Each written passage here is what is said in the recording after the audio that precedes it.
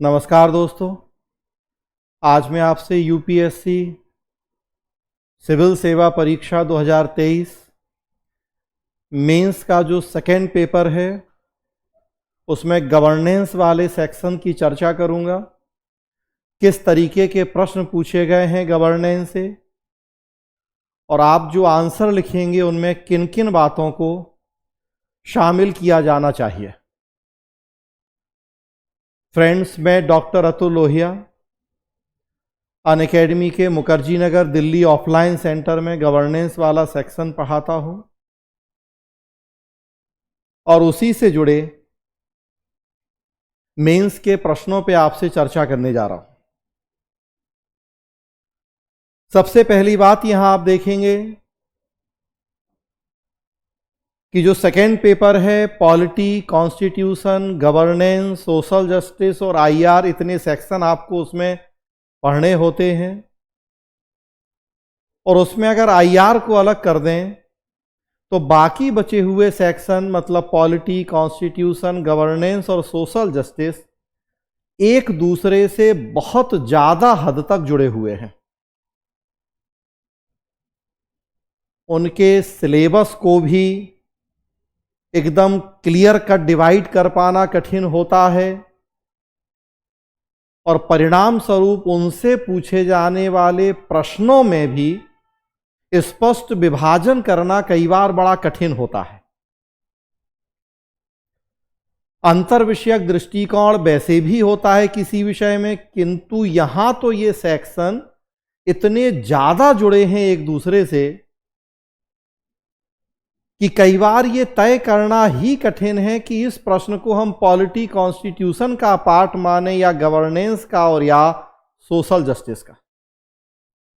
जैसे पहला प्रश्न स्क्रीन पे आप देखेंगे कि संवैधानिक रूप से न्यायिक स्वतंत्रता की गारंटी लोकतंत्र की एक पूर्व शर्त है, टिप्पणी कीजिए। अब ये प्रश्न पॉलिटी, कॉन्स्टिट्यूशन का भी प्रश्न है और ये गवर्नेंस का भी प्रश्न है। गवर्नेंस या शासन का मतलब ही है सरकार चलाने का तरीका या पद्धति, और वर्तमान समय में आप देखेंगे तो दुनिया के ज्यादातर देशों में सबसे प्रचलित शासन व्यवस्था का नाम ही है लोकतंत्र या डेमोक्रेसी, और यह उससे जुड़ा हुआ प्रश्न है। तो लोकतंत्र तो वास्तव में शासन व्यवस्था का ही सबसे प्रचलित रूप है। लोकतंत्र में लोक सेवाओं की भूमिका ये सिलेबस में भी लिखा है, गवर्नेंस का ही पार्ट है। तो जितने गवर्नेंस सिस्टम है दुनिया के विभिन्न देशों में, वो लोकतंत्र हो, वो राजतंत्र हो, वो संसदीय अध्यक्षीय लोकतंत्र हो, वो संघात्मक एकात्मक लोकतंत्र हो, तो वास्तव में इन सबको गवर्नेंस का पार्ट हमें मानना चाहिए। गवर्नेंस सिस्टम ही तो है, ये सब शासन व्यवस्थाएं ही हैं। किंतु नो डाउट पॉलिटी, कॉन्स्टिट्यूशन के भी पार्ट हैं ये। हमारे संविधान के द्वारा ही भारत में संसदीय लोकतंत्र और संघात्मक तथा एकात्मक लोकतंत्र के मिश्रण को अपनाया गया है, तो नो डाउट ये संविधान के भी हिस्से हैं। तब ऐसी स्थिति में यह समस्या हो सकती है कि इस प्रश्न या इस तरह के और प्रश्नों को हम पॉलिटी, कॉन्स्टिट्यूशन में रखें या गवर्नेंस में। कई बार फायदा भी है इस बात का, कई बार नुकसान भी। फायदा यह है कि चलिए मैंने गवर्नेंस में रखते हुए इसको डिस्कस कर लिया और पॉलिटी वाले टीचर ने पॉलिटी में रखते हुए डिस्कस कर दिया, तो अच्छी बात है कि दो बार आपको दो अलग अलग एंगल से आपको उसका आंसर पता लग गया, दो अलग अलग व्यक्तियों के अकॉर्डिंग पता लग गया। और बुरी बात कई बार ये हो सकती है कि मैं इसलिए डिस्कस नहीं करूं इसे कि अरे ये तो पॉलिटी का सेक्शन है, वहां डिस्कस होगा, और पॉलिटी में इसलिए डिस्कस नहीं किया जाए कि ये तो गवर्नेंस का सेक्शन है तो वहां डिस्कस होगा। तो पता पड़ा कि दो जगह से जुड़ा था, दोनों ने एक दूसरे पे अपनी जिम्मेदारी टालने का प्रयास किया और वो कहीं नहीं हो पाया। तो ये भी हो सकता है। ना होने से बेहतर है कि भले वो दो बार हो जाए।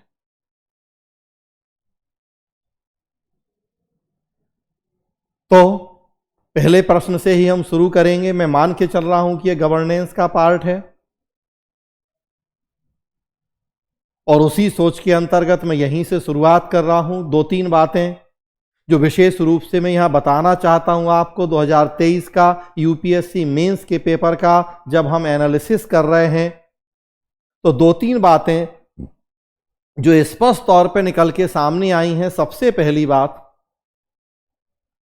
कि पिछले कई सालों की तुलना में इस बार के पेपर और उनमें पूछे गए प्रश्न कंपैरेटिवली आसान हैं, बल्कि कहूं कि बहुत आसान है, तो अभी कोई अतिशयोक्ति नहीं होगी। पिछले सालों के क्वेश्चंस उठा के देखें, 3-3, 4-4 लाइन के तो प्रश्न ही होते थे। भाषा इतनी जटिल होती थी कि प्रश्न की डिमांड क्या है यह समझना ही कई बार कठिन हो जाता था। इस बार आप देखेंगे एक एक 2-2 लाइनों के प्रश्न हैं, 2-2 लाइन भी बहुत कम, एक एक लाइन के प्रश्न हैं, आसान भाषा में है, ट्रांसलेशन के बहुत इश्यूज नहीं है। प्रश्न पढ़ के इजीली समझ में आ रहा है कि इन प्रश्नों के उत्तर की डिमांड क्या है। सबसे बड़ी आसानी। दूसरा, आप पेपर देखेंगे तो एक और चीज जो समझ पाएंगे वो हमेशा की तरह इस बार भी है कि कुछ ट्रेडिशनल बेसिक कॉन्सेप्ट पे बेस्ड या जिसे स्टैटिक कहा जाता है उस तरह के प्रश्न भी हैं, और कई सारे प्रश्न करंट घटनाओं पर आधारित भी हैं। अंतर्विषयक दृष्टिकोण हमेशा रहता है और इस बार भी है। आगे एक प्रश्न आएगा लैंगिक न्याय के संदर्भ में संवैधानिक और विधिक प्रावधान। अब आप देखेंगे कि वो फिर पॉलिटी कॉन्स्टिट्यूशन का भी टॉपिक हो जाएगा, क्योंकि संवैधानिक विधिक प्रावधान है वो सोशल जस्टिस का भी टॉपिक हो जाएगा, क्योंकि लैंगिक न्याय की बात हो रही है, और वो गवर्नेंस का भी टॉपिक होगा, क्योंकि हमें गुड गवर्नेंस और वेलफेयर की बात करनी है।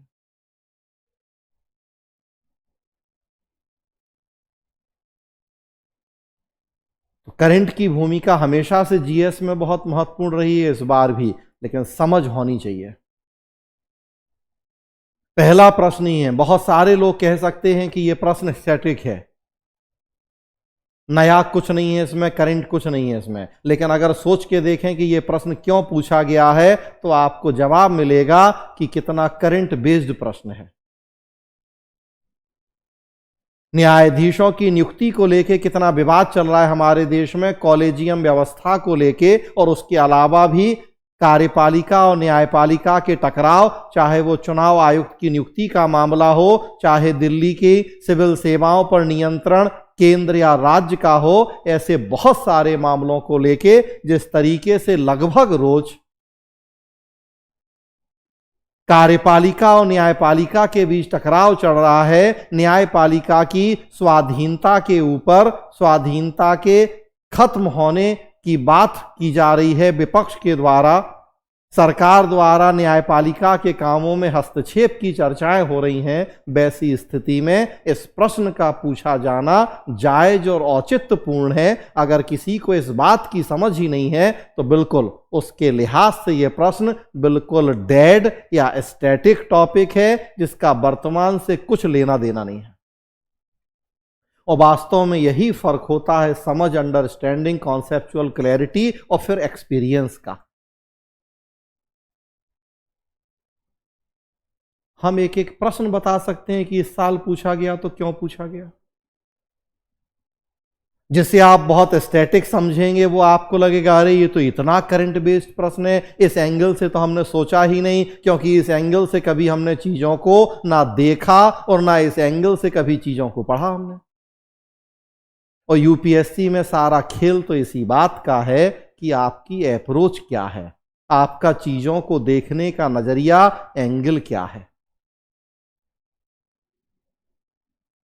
हम एथिक्स पढ़ते हैं, हम निबंध पढ़ लेते हैं, और जो वास्तव में एडमिनिस्ट्रेटिव अप्रोच होनी चाहिए हमें पता ही नहीं होती है। निबंध फिलोसफिकल है, पूरा फिलोसफिकल लिख दें, कांट और हीगेल और रूसो और प्लेटो और अरस्तु, लेकिन वो निबंध क्यों पूछा गया है यूपीएससी में, कैसे एक प्रशासनिक अधिकारी के व्यक्तित्व की जांच हो रही है, वो एंगल, वो अप्रोच है ही नहीं हमारे पास।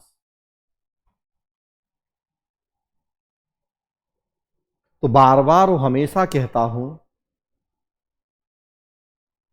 निबंध और एथिक्स में तो विशेष रूप से, और इवन यहां ये तो पढ़ ही रहे हम पॉलिटी, कॉन्स्टिट्यूशन, गवर्नेंस, तो हमें वो एडमिनिस्ट्रेटिव अप्रोच, क्यों प्रश्न पूछे जा रहे हैं, क्या कारण हो सकता है इन प्रश्नों को पूछे जाने का, इसी साल क्यों पूछे गए हैं, पिछले 6-8 महीने, एक साल में ऐसी कौन सी घटनाएं घटी हैं जिनसे प्रभावित होके इस तरह का प्रश्न पूछ लिया गया है। पिछले कितने समय से हमारे देश में चर्चा चल रही है, संविधान खतरे में है, लोकतंत्र खतरे में है, जितनी संवैधानिक संस्थाएं हैं, लोकतंत्र के जितने आधारभूत स्तंभ हैं, आरोप लगाए जा रहे हैं विपक्ष के द्वारा कि एक एक करके सरकार उन संस्थाओं को चोट पहुंचा रही है, उनकी स्वतंत्रता छीन रही है या उनमें सरकार का हस्तक्षेप बढ़ रहा है। और इस प्रश्न को अगर उन संदर्भों, उन घटनाओं से जोड़ते हुए हम नहीं देखेंगे तो बहुत खुश होंगे कि बहुत अच्छा आंसर लिख के आए, लेकिन जब नंबर आएंगे और रिजल्ट, तब वो खुशी काफूर हो जाएगी, क्योंकि हम जैसा सोच रहे थे और जो प्रश्न की डिमांड थी वो तो अलग थी।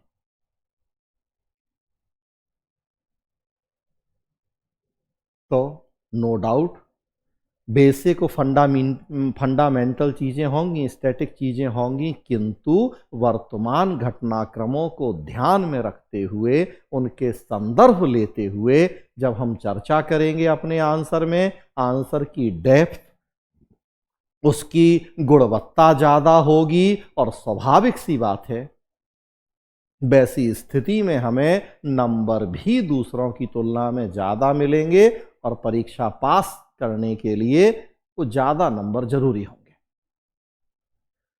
तो पहला प्रश्न है, संवैधानिक रूप से न्यायिक स्वतंत्रता की गारंटी लोकतंत्र की एक पूर्व शर्त है, टिप्पणी कीजिए। Constitutionally guaranteed judicial independence is a प्रीरिक्विसाइट of democracy, comment. Friends, आपको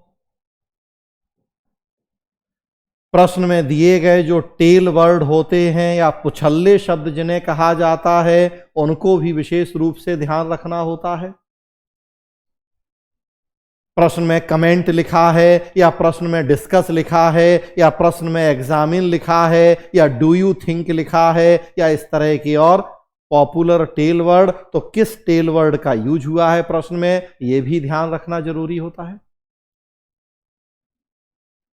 या प्रश्न में कहा गया है टिप्पणी कीजिए या कमेंट, हमेशा आप देखेंगे टिप्पणी कीजिए या कमेंट वाले प्रश्नों का आंसर 3 तरीके से लिखा जाता है, लिखा जा सकता है। कौन सा तरीका आप चुनते हैं यह आपके विवेक के ऊपर निर्भर करता है। कमेंट मतलब होता है आपके अपने विचार दिए गए कथन के संदर्भ में, आपके अपने विचार दिए गए कथन के संदर्भ में, ये विचार कथन के पक्ष में हो सकते हैं, ये विचार कथन के विपक्ष में हो सकते हैं, और या एक बीच का रास्ता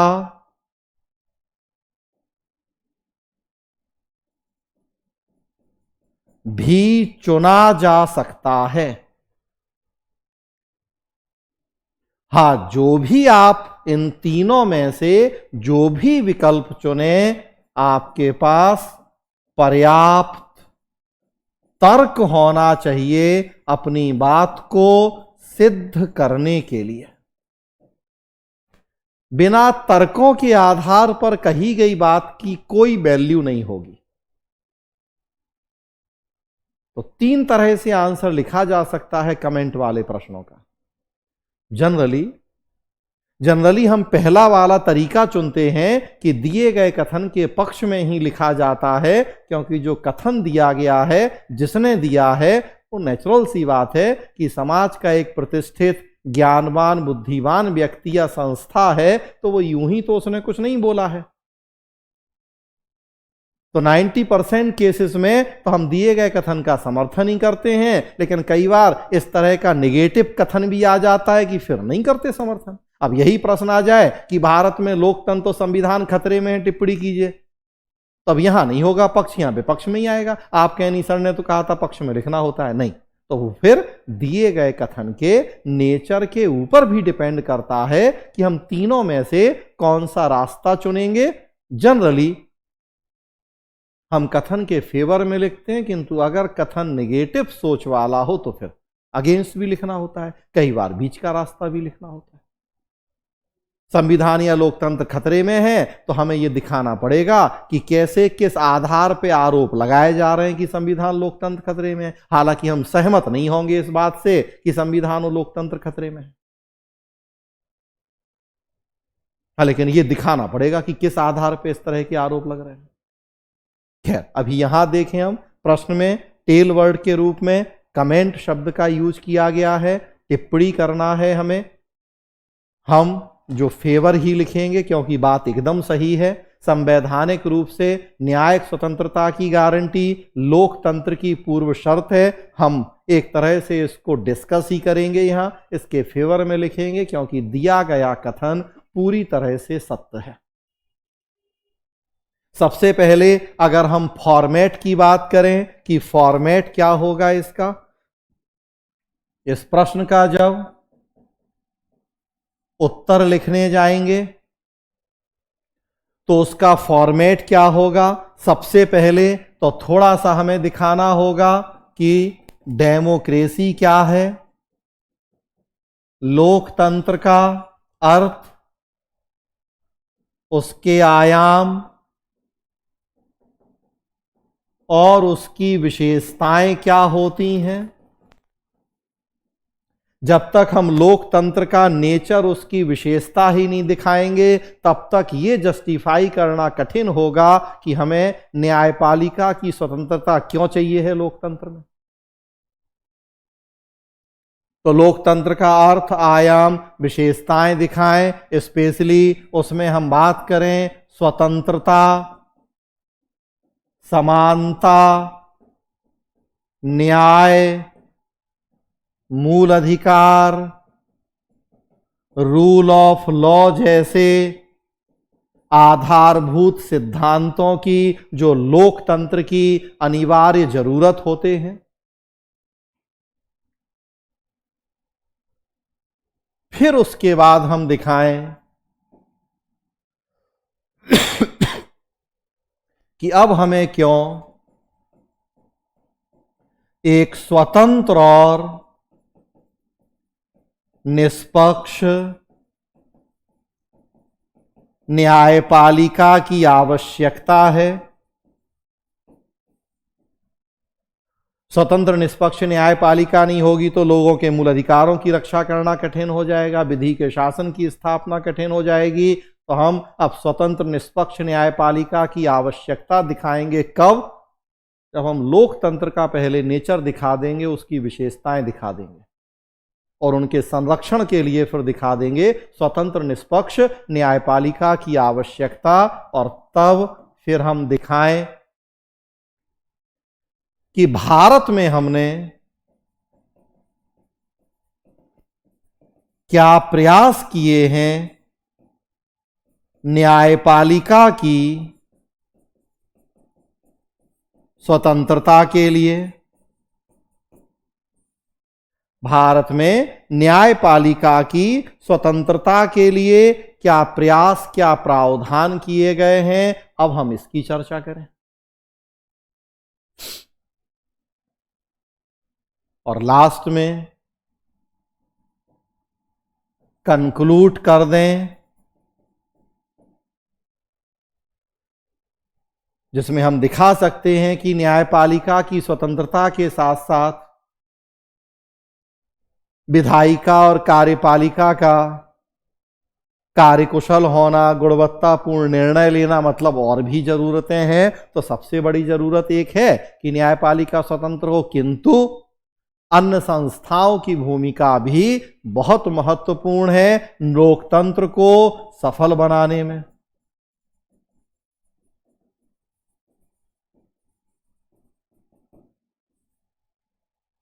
तो इस तरीके से कंक्लूड कर दें हम। तो देखिए, ये तो एक फॉर्मेट होगा आपके आंसर का। अभी तो बस मैंने फॉर्मेट बताया है कि आपके आंसर में कौन कौन सी बातें दिखनी चाहिए एक अच्छे आंसर के लिए। याद रखें 10 अंक का प्रश्न है और लगभग 150 वर्ड आपको इसमें लिखने होते हैं, 150 शब्द लिखने हैं। 10 अंक और 150 शब्द। तो शब्द बहुत ज्यादा नहीं है, जनरली देखेंगे 7-8 शब्द एक लाइन में आते हैं, तो वैसी स्थिति में लगभग 20 लाइनों के आसपास आपको आंसर लिखना है जो 150 वर्ड्स हैं, और जो 250 वर्ड वाले हो जाएंगे आगे तो उसी हिसाब से बढ़ जाएगा उसमें। तो 20 लाइनें बहुत ज्यादा नहीं है। तो सोच समझ के हमें एक फॉर्मेट दिमाग में पहले कि हम क्या क्या किस अनुपात में डिस्कस करने जा रहे हैं, और तब फिर हमें डिस्कस करना है। तो ये एक फॉर्मेट हो गया। अब एक एक करके हम डिस्कस कर लें चीजों को। लोकतंत्र ऐसी शासन व्यवस्था जिसमें ज्यादा से ज्यादा जनता की भागीदारी होती है, कुछ मुट्ठी भर लोगों के हाथ में शासन करने की सत्ता सीमित नहीं होती है।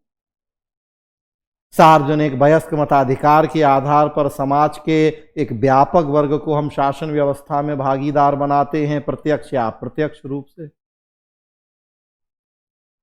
अमेरिकी राष्ट्रपति अब्राहम लिंकन की परिभाषा पढ़ाई जाती है बचपन से, जनता का, जनता के लिए और जनता के द्वारा स्थापित शासन ही लोकतंत्र है। क्यों लोगों के शासन की जरूरत है? ताकि लोगों के अधिकारों स्वतंत्रताओं को हम सर्वोच्च स्थान दे सकें। क्यों हमें जरूरत पड़ी लोकतंत्र की? 1688 में ब्रिटेन में गौरवपूर्ण रक्तहीन क्रांति हुई, जिसमें निरंकुश राजतंत्र के ऊपर अंकुश लगाए गए और लोकतांत्रिक शासन की शुरुआत हुई। अगर हम आधुनिक समय की बात करते हैं तो लोकतंत्र का कॉन्सेप्ट ही इसीलिए आया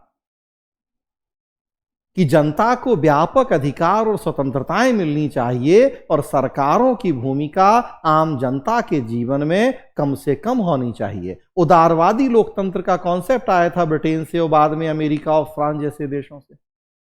उदारवादी लोकतंत्र तो कहता ही यह है कि जनता को व्यापक अधिकार, स्वतंत्रताएं, सरकार की सीमित भूमिका और उस पर भी जरूरत पड़ने पर नियंत्रण।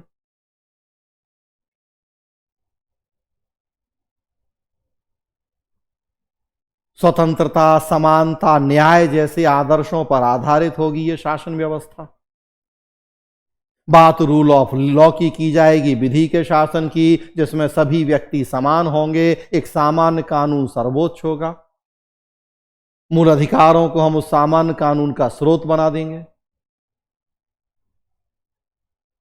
एक संविधान होगा जिसमें कुछ नियम सिद्धांत तय होंगे, जिसके अनुसार शासन चलेगा। संविधानवाद की संकल्पना प्रचलित होगी। और इन सारे सिस्टम की रक्षा कौन करेगा? लोगों के अधिकार हैं, स्वतंत्रताएं हैं, रूल ऑफ लॉ है, स्वतंत्रता, समानता, न्याय जैसे आदर्श हैं, संविधान और संविधानवाद की व्यवस्थाएं हैं। इन सब की रक्षा कौन करेगा? तो उसके लिए हमें जरूरत पड़ेगी एक स्वतंत्र और निष्पक्ष न्यायपालिका की, जो सरकारों की तानाशाही या निरंकुशता को रोकेगी, उनकी ऑटोक्रेसी को कंट्रोल करेगी। हमारे संविधान में आप देखें आर्टिकल 13 अनुच्छेद 13 में न्यायिक समीक्षा की शक्ति दी गई है न्यायपालिका को। अनुच्छेद 12 में आप पढ़ते हैं राज्य की परिभाषा, अनुच्छेद 13 में विधि की परिभाषा, और कोई भी ऐसी विधि नहीं बन सकती जो मूल अधिकारों का उल्लंघन करे। न्यायपालिका को न्यायिक समीक्षा की शक्ति दी गई। आर्टिकल 32 में देखें सुप्रीम कोर्ट को, और आर्टिकल 226 में देखें तो हाई कोर्ट्स को रिट जारी करने की शक्ति दी गई, ताकि लोगों के जो मूल अधिकार हैं उनका संरक्षण हो सके। नहीं होगी न्यायपालिका, स्वतंत्र और निष्पक्ष नहीं होगी न्यायपालिका, कैसे हम जो लोकतंत्र के मूल आदर्श हैं उनको बचा पाएंगे, उनकी रक्षा कर पाएंगे? ऐसा करना हमारे लिए संभव ही नहीं हो। विधायिका न्यायपालिका के कामों की समीक्षा कौन करेगा? चेक एंड बैलेंस कौन बनाएगा? कौन देखेगा कि विधायिका न्यायपालिका संविधान के मूल प्रावधानों के विपरीत काम तो नहीं कर रहे, लोगों के मूल अधिकार तो नहीं छीन रहे? बहुत सारी वजहों से हमें लोकतंत्र की सफलता के लिए एक स्वतंत्र और निष्पक्ष न्यायपालिका की जरूरत है। तो हम पहले से जोड़ देंगे दूसरे को, चीजें चलेंगी कंटिन्यूटी में, एक डेवलपमेंटल फॉर्म में।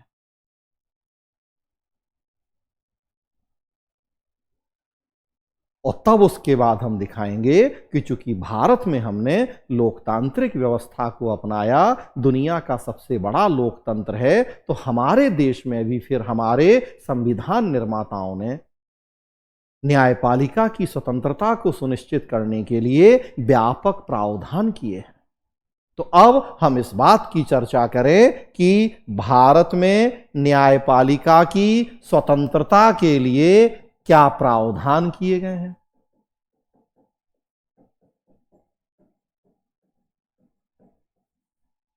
भारतीय संविधान में न्यायपालिका की स्वतंत्रता के लिए क्या प्रावधान किए गए हैं? तो अब देखिए आप, सबसे पहली चीज तो न्यायाधीशों की नियुक्ति। न्यायाधीशों की नियुक्ति जिसमें हमारे देश में कॉलेजियम व्यवस्था प्रचलित है 1993 से, 1993 से, जो फिर डिटेल आप पढ़ते हैं जब आप न्यायपालिका पढ़ते हैं।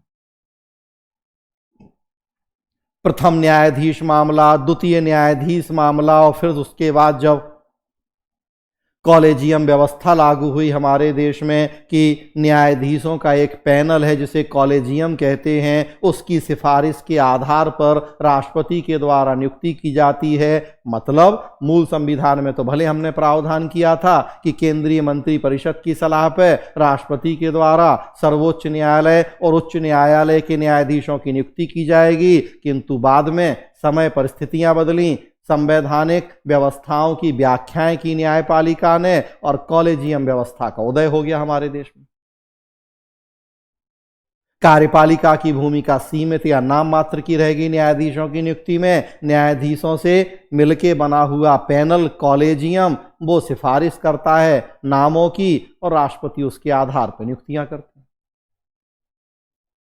कॉलेजियम व्यवस्था को रोकने के लिए राष्ट्रीय न्यायिक नियुक्ति आयोग का हमने प्रावधान किया, लेकिन सर्वोच्च न्यायालय ने उसे अपनी स्वाधीनता पर चोट मानते हुए असंवैधानिक घोषित कर दिया। और आजकल देखिए आप, ये अब किसी से छुपा नहीं है कि पिछले कुछ समय से कितना ज्यादा विवाद चल रहा है न्यायाधीशों की नियुक्तियों को लेकर। कई कई महीनों तक सरकार के पास कॉलेजियम की सिफारिशें पड़ी हैं, सरकार समय पर उन पर एक्शन नहीं ले रही है, बहुत सारे नामों को पुनर्विचार के लिए वापस भेज रही है। तो क्यों आखिर ये प्रश्न पूछा गया है, न्यायपालिका की स्वतंत्रता? आज क्या जरूरत पड़ी इस प्रश्न को पूछने की? इतना बड़ा कॉन्स्टिट्यूशन है, यही क्यों पूछा गया?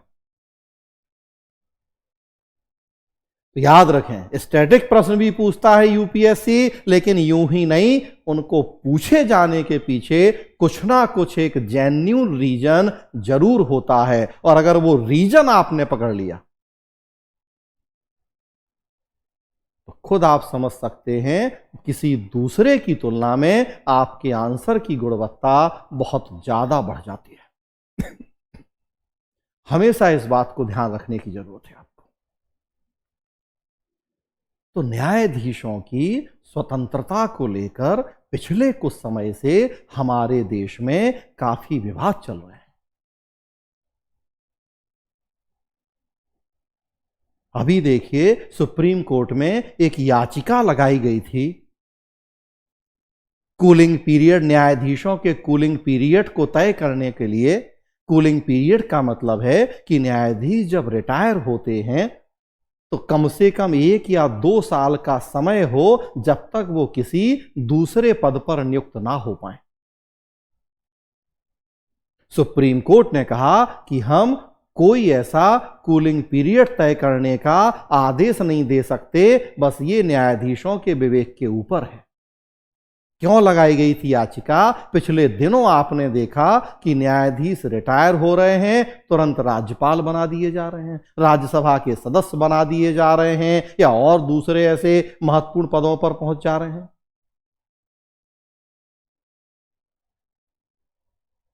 न्यायपालिका का न्यायाधीश रहते हुए उन्होंने जो फैसले दिए, जिन व्यवस्थाओं के पक्ष में निर्णय सुनाए, वो राज्यसभा का सदस्य बनने के बाद उन्हीं व्यवस्थाओं की आलोचना कर रहे हैं। रिसेंटली विवाद हुआ संविधान के मूल ढांचे की संकल्पना को लेके कि सर्वोच्च न्यायालय के पूर्व मुख्य न्यायाधीश जो बाद में राज्यसभा के सदस्य बने, उन्होंने ही मूल ढांचे की संकल्पना पर प्रश्न चिन्ह लगाए। कल तक वही उसकी रक्षा कर रहे थे। तो इस तरह की घटनाओं से क्या हुआ कि न्यायपालिका की स्वतंत्रता, उसके कामों में सरकार का बढ़ता हुआ हस्तक्षेप, इस तरह के मामले चर्चित हो गए हमारे देश में। और उन्हीं से प्रभावित होकर यह प्रश्न बनाया गया। देखने में बहुत आसान प्रश्न है, नो डाउट आसान है, किंतु कई बार इस बात को ध्यान रखें कि यूपीएससी जैसी सर्वोच्च संस्थाएं आसान प्रश्न भी यूं ही नहीं पूछती हैं। आपको आईएएस आईपीएस बनना है, और अगर ऐसे प्रश्न हो जाएंगे सारे जो एक आम राह चलता व्यक्ति भी समझ के लिख लेगा, तो फिर आपके विशिष्ट गुणों की पहचान नहीं होगी। तो आसान प्रश्न को जानबूझ के जटिल नहीं बनाया जाना चाहिए, किंतु आसान प्रश्न के पीछे का मंतव्य क्या है, इसको जानना तो जरूरी है। बिना उसके आपके आंसर की वो क्वालिटी कभी नहीं होगी।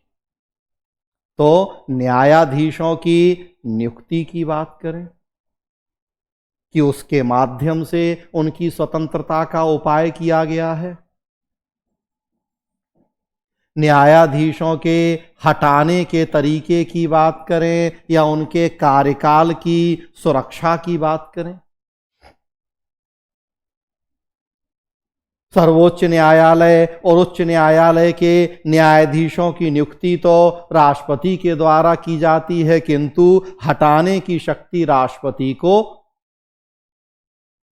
राष्ट्रपति ही हटाएंगे, किंतु राष्ट्रपति के प्रसाद पर्यंत ये लोग अपना पद धारण नहीं करते हैं।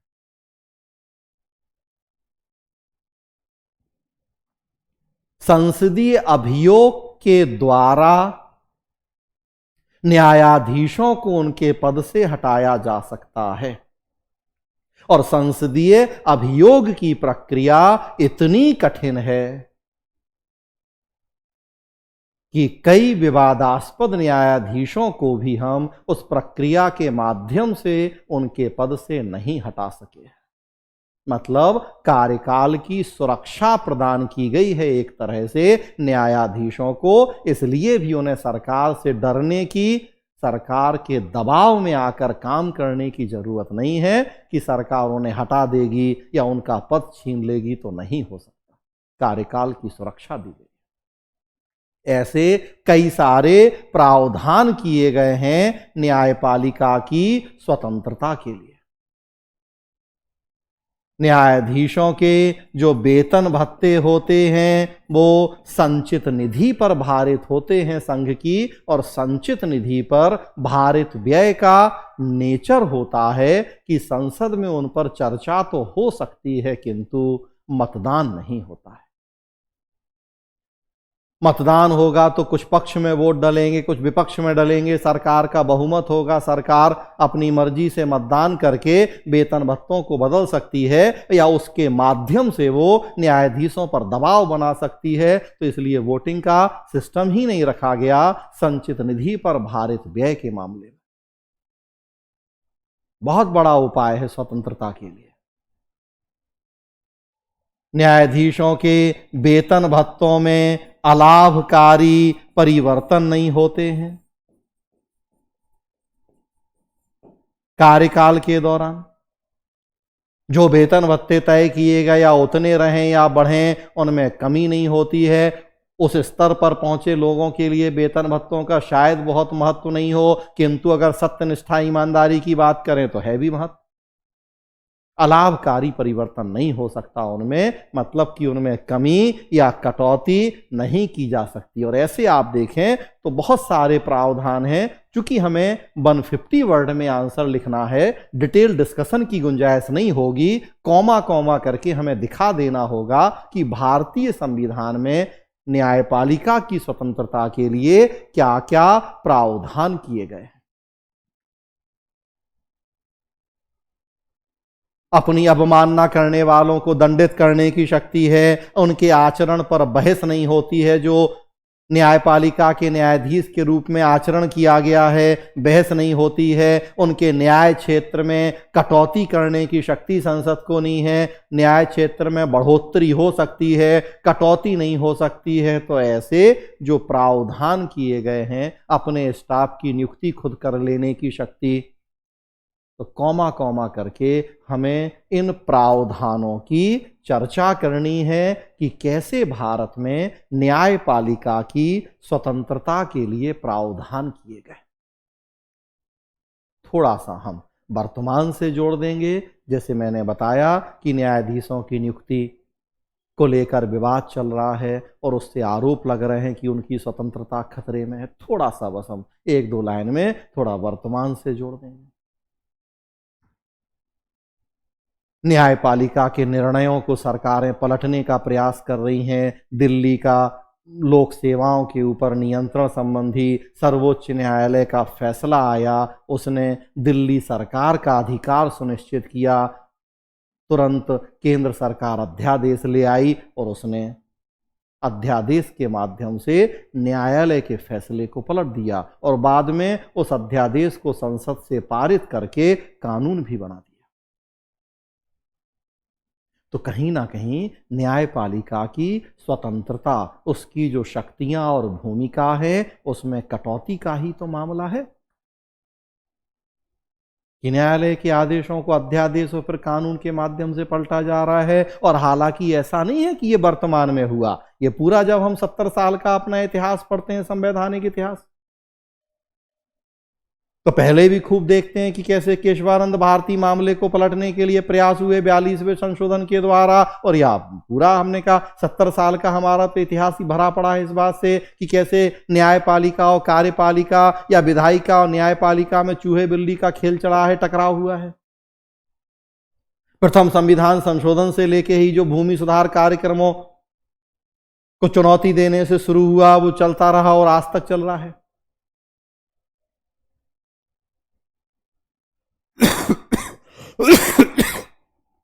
सॉरी। और तब जाके लास्ट में फिर हम एक निष्कर्ष लिख देंगे।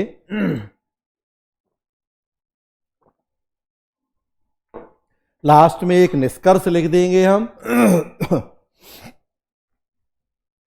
कि लोकतंत्र की सफलता के लिए स्वतंत्र न्यायपालिका बहुत जरूरी है, किंतु अन्य सरकारी गैर सरकारी संस्थाओं का भी कार्यकुशल, सक्षम, दक्ष होना उतना ही आवश्यक है। लोगों की जागरूकता भी उतनी जरूरी है। तभी वास्तव में लोकतंत्र अपने आदर्श की प्राप्ति को सुनिश्चित कर पाएगा।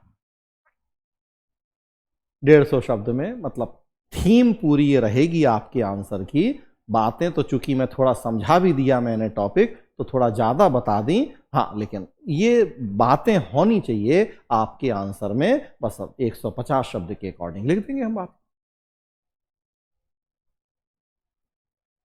आगे बढ़ते हैं। 2 नंबर प्रश्न, ये प्योर पॉलिटी का प्रश्न है तो छोड़ रहा हूं इसको। 3 नंबर प्रश्न देखें। भारत के राज्य, शहरी स्थानीय निकायों को कार्यात्मक एवं वित्तीय दोनों ही रूप से सशक्त बनाने के प्रति अनिच्छुक प्रतीत होते हैं। टिप्पणी कीजिए।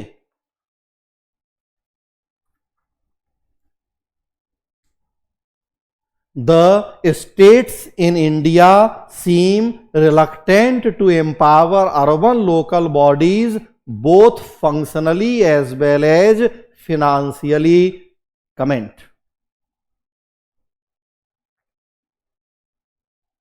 अगेन फिर विवाद हो सकता है कि यह पॉलिटी कॉन्स्टिट्यूशन का टॉपिक है या गवर्नेंस का। सच्चाई है दोनों का टॉपिक है, दोनों से जुड़ा हुआ है। शासन व्यवस्था का ही एक रूप है विकेंद्रीकृत शासन या डिसेंट्रलाइज गवर्नेंस, और उसी के तहत भारत में 73वें 74वें संविधान संशोधन के तहत हमने त्रिस्तरीय पंचायती राज और नगर पालिका शासन की स्थापना की व्यवस्था की है।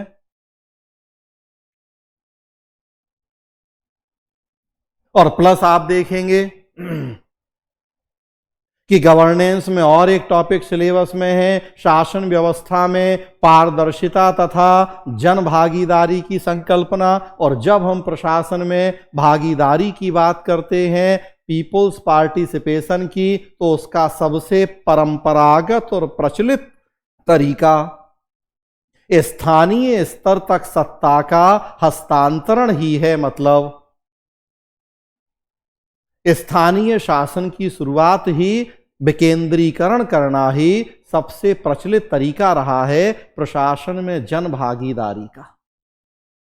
तो विकेंद्रीकृत शासन और शासन व्यवस्था में जन भागीदारी दोनों एक दूसरे से जुड़े हुए टॉपिक हैं, गवर्नेंस का पार्ट हैं, और वहीं से जुड़ा हुआ ये प्रश्न है। क्योंकि 73वें 74वें संशोधन हमारी संवैधानिक व्यवस्थाएं हैं। आर्टिकल 243 संविधान का भाग 9 और 9 का अनुसूची 11, 12, तो ये पॉलिटी कॉन्स्टिट्यूशन के भी टॉपिक होंगे नो डाउट। हम फिर गवर्नेंस का मानते हुए बात कर रहे हैं आपसे कि भारत के राज्य शहरी स्थानीय निकायों को कार्यात्मक एवं वित्तीय दोनों ही रूप से सशक्त बनाने के प्रति अनिच्छुक प्रतीत होते हैं। टिप्पणी कीजिए।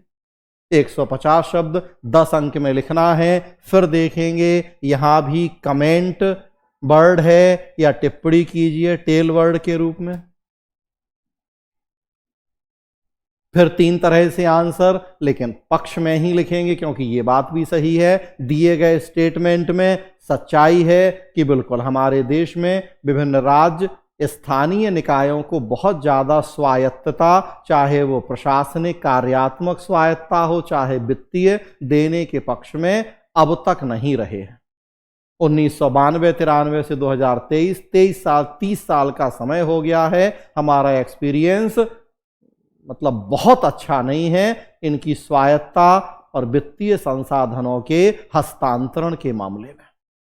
क्यों पूछा गया ये प्रश्न? आजकल आपने एक कॉन्सेप्ट चर्चा में सुना होगा, municipal bond.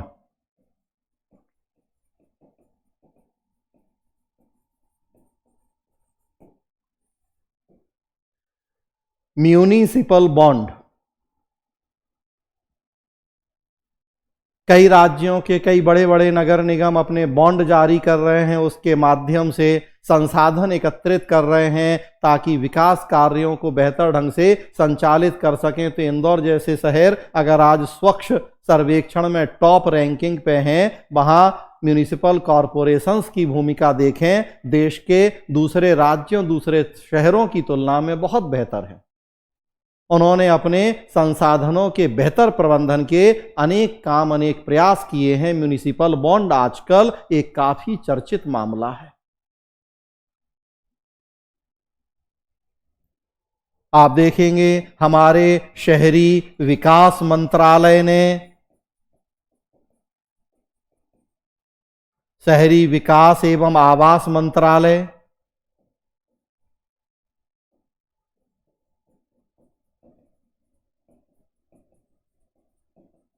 City finance ranking जारी करना शुरू किया है। सिटी फाइनेंस रैंकिंग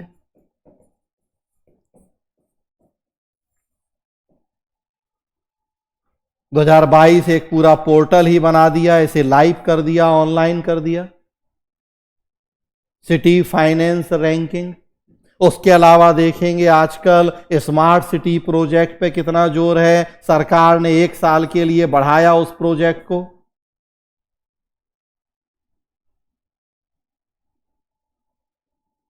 उसके अलावा देखेंगे अमृत मिशन चलाया जा रहा है सरकार के द्वारा।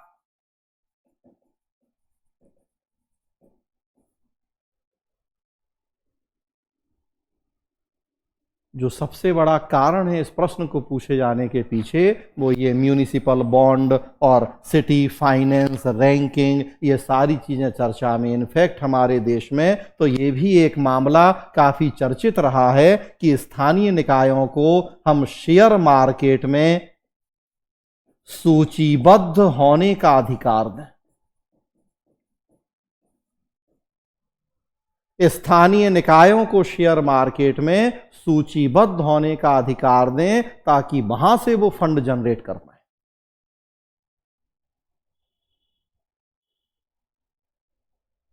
एक ब्रिटिश कॉन्सेप्ट है, बहुत पॉपुलर हुआ ब्रिटेन में वो कॉन्सेप्ट, नया स्थानिकतावाद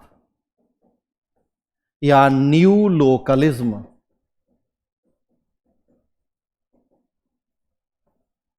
नया स्थानिकतावाद या न्यू लोकलिज्म आज से कई साल पहले ब्रिटेन में एक बहुत पॉपुलर कॉन्सेप्ट था। भारत में भी हमने उस नया स्थानिकतावाद की स्थापना की दिशा में प्रयास किए। टॉपिक वहां से जुड़ा हुआ है। बहुत सारे डायमेंशन, बहुत सारे एंगल हैं इस टॉपिक के।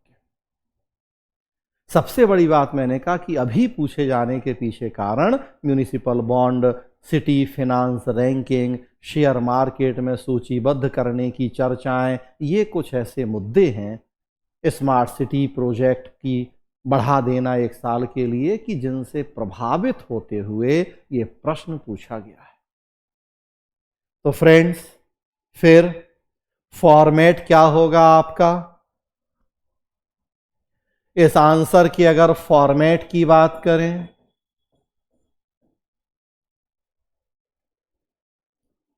तो शुरुआत आप कर सकते हैं भारत में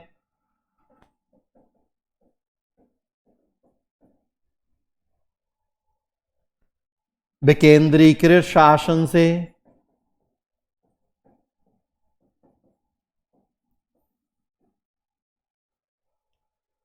बस 1 लाइन 2 लाइन में विकेंद्रीकृत शासन का अर्थ और उसकी आवश्यकता की चर्चा करते हुए भारत में 73वां और 74वां संविधान संशोधन, और 73वें को हमें और चर्चा नहीं करनी क्योंकि प्रश्न नगरीय स्थानीय निकायों के ऊपर है। सो फिर 74वें संशोधन से नगर पालिका संस्थाओं की स्थापना, थोड़ा सा हमें यह दिखा देना होगा। सबसे पहले एक तरह से इंट्रोडक्शन हो जाएगा ये आपका। मैं अलग से किसी इंट्रोडक्शन की बात नहीं करता हूं। 150-250 शब्द में अगर आप इंट्रोडक्शन कंक्लूजन ही 50-60 शब्द में लिख देंगे तो मेन बॉडी के लिए बचेगा ही कितना। होगा इंट्रोडक्शन कंक्लूजन, लेकिन होगा वो प्रश्न की डिमांड से जुड़ा हुआ ही। हम आंसर ही शुरू कर देंगे, उसी में बस प्रस्तुतिकरण इस तरह से होगा कि इंट्रोडक्शन बन जाएगा।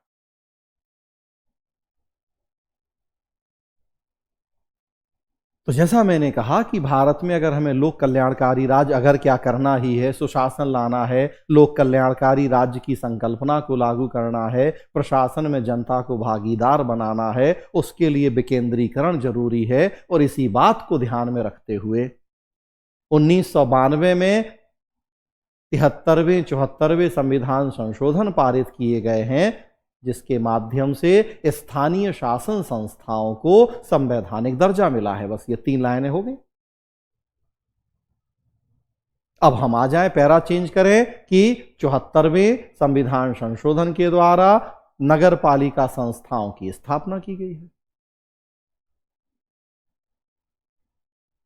संविधान के भाग 9 का अनुसूची 12 थोड़ा फैक्ट भी डाल देना पड़ेगा तो अच्छा रहेगा। संविधान के भाग 9 का अनुसूची 12 और आर्टिकल 243 में भी जहां से जहां तक चर्चा है वहां उसकी चर्चा कर दें हम नगरीय निकाय। तो थोड़ा सा हमने ये दिखा देना है। अब इसके बाद फिर है कि राज्य शहरी स्थानीय निकायों को कार्यात्मक वित्तीय दोनों ही रूप में सशक्त बनाने के प्रति अनिच्छुक हैं। जो प्रश्न है फिर कि राज्य शहरी स्थानीय निकायों को कार्यात्मक एवं वित्तीय दोनों ही रूप से सशक्त बनाने के प्रति अनिच्छुक प्रतीत होते हैं। तो अब हम आए इस पे कि नगरीय स्थानीय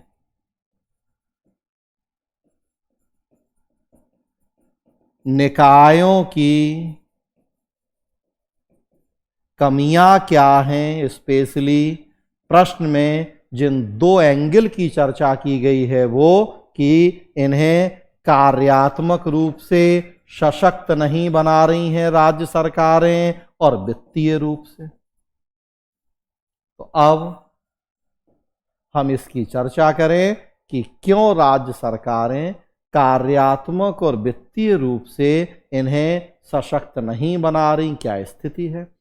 संविधान का 74वां संशोधन देखेंगे। 18 विषय पहचाने गए थे जो उम्मीद की गई थी कि राज्य सरकारें शहरी स्थानीय निकायों को सौंपेंगी। किसी राज्य ने 2 विषय सौंपे, किसी ने 4, किसी ने 6। राज्य सरकार के ही अधिकारी स्थानीय निकायों के सहयोगी के रूप में काम करते हैं। जो आप देखिए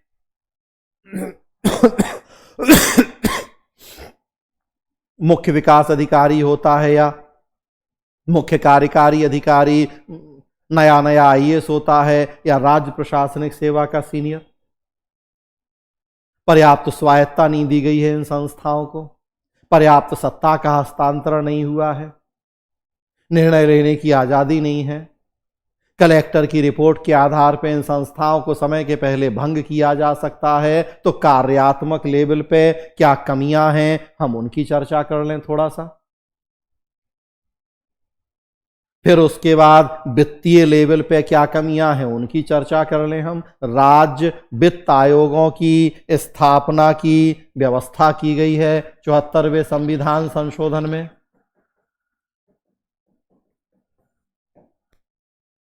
राज्य वित्त आयोग की स्थापना राज्यपाल के द्वारा इसलिए होनी है कि कैसे इन निकायों की वित्तीय स्थिति को बेहतर बनाए, राज्य सरकार कौन से अनुदान दे इनको, उनके सिद्धांत क्या हो, कौन से करों का बंटवारा किया जाए राज्य और स्थानीय निकायों के बीच में। इन सब के अध्ययन सुझाव के लिए राज्य वित्त आयोग की स्थापना की व्यवस्था की गई। किंतु राज्य वित्त आयोगों के गठन में नियमितता नहीं है विभिन्न राज्यों में। जहां गठन हो रहा है नियुक्तियां राजनीतिक आधार पर हो रही हैं, वित्तीय मामलों के जानकारों को कई बार नियुक्त नहीं किया जा रहा है। राजनीतिक पृष्ठभूमि के लोगों को अपनी पार्टी के वरिष्ठ नेताओं को सेटल करने के नजरिए से इनके अध्यक्ष सदस्य बना दिए जा रहे हैं। रिपोर्टों पर सरकारें गंभीरता पूर्वक कोई कार्यवाही नहीं कर रही हैं। इन संस्थाओं को स्थानीय स्तर पे जो कर और शुल्क लगाने की आजादी होनी चाहिए, संसाधन संग्रहण की आजादी होनी चाहिए, वो नहीं दी गई है।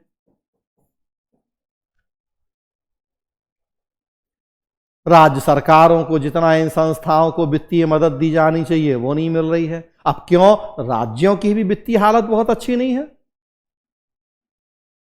तो हमें थोड़ा सा ये भी दिखाना है कि ऐसा हो रहा है और ऐसा क्यों हो रहा है। तो ऐसा क्यों हो रहा है कि पीछे एक कारण तो है कि राज्यों की वित्तीय हालत ठीक नहीं है और दूसरा विल पावर या इच्छा शक्ति भी नहीं है। दोनों बातें हैं।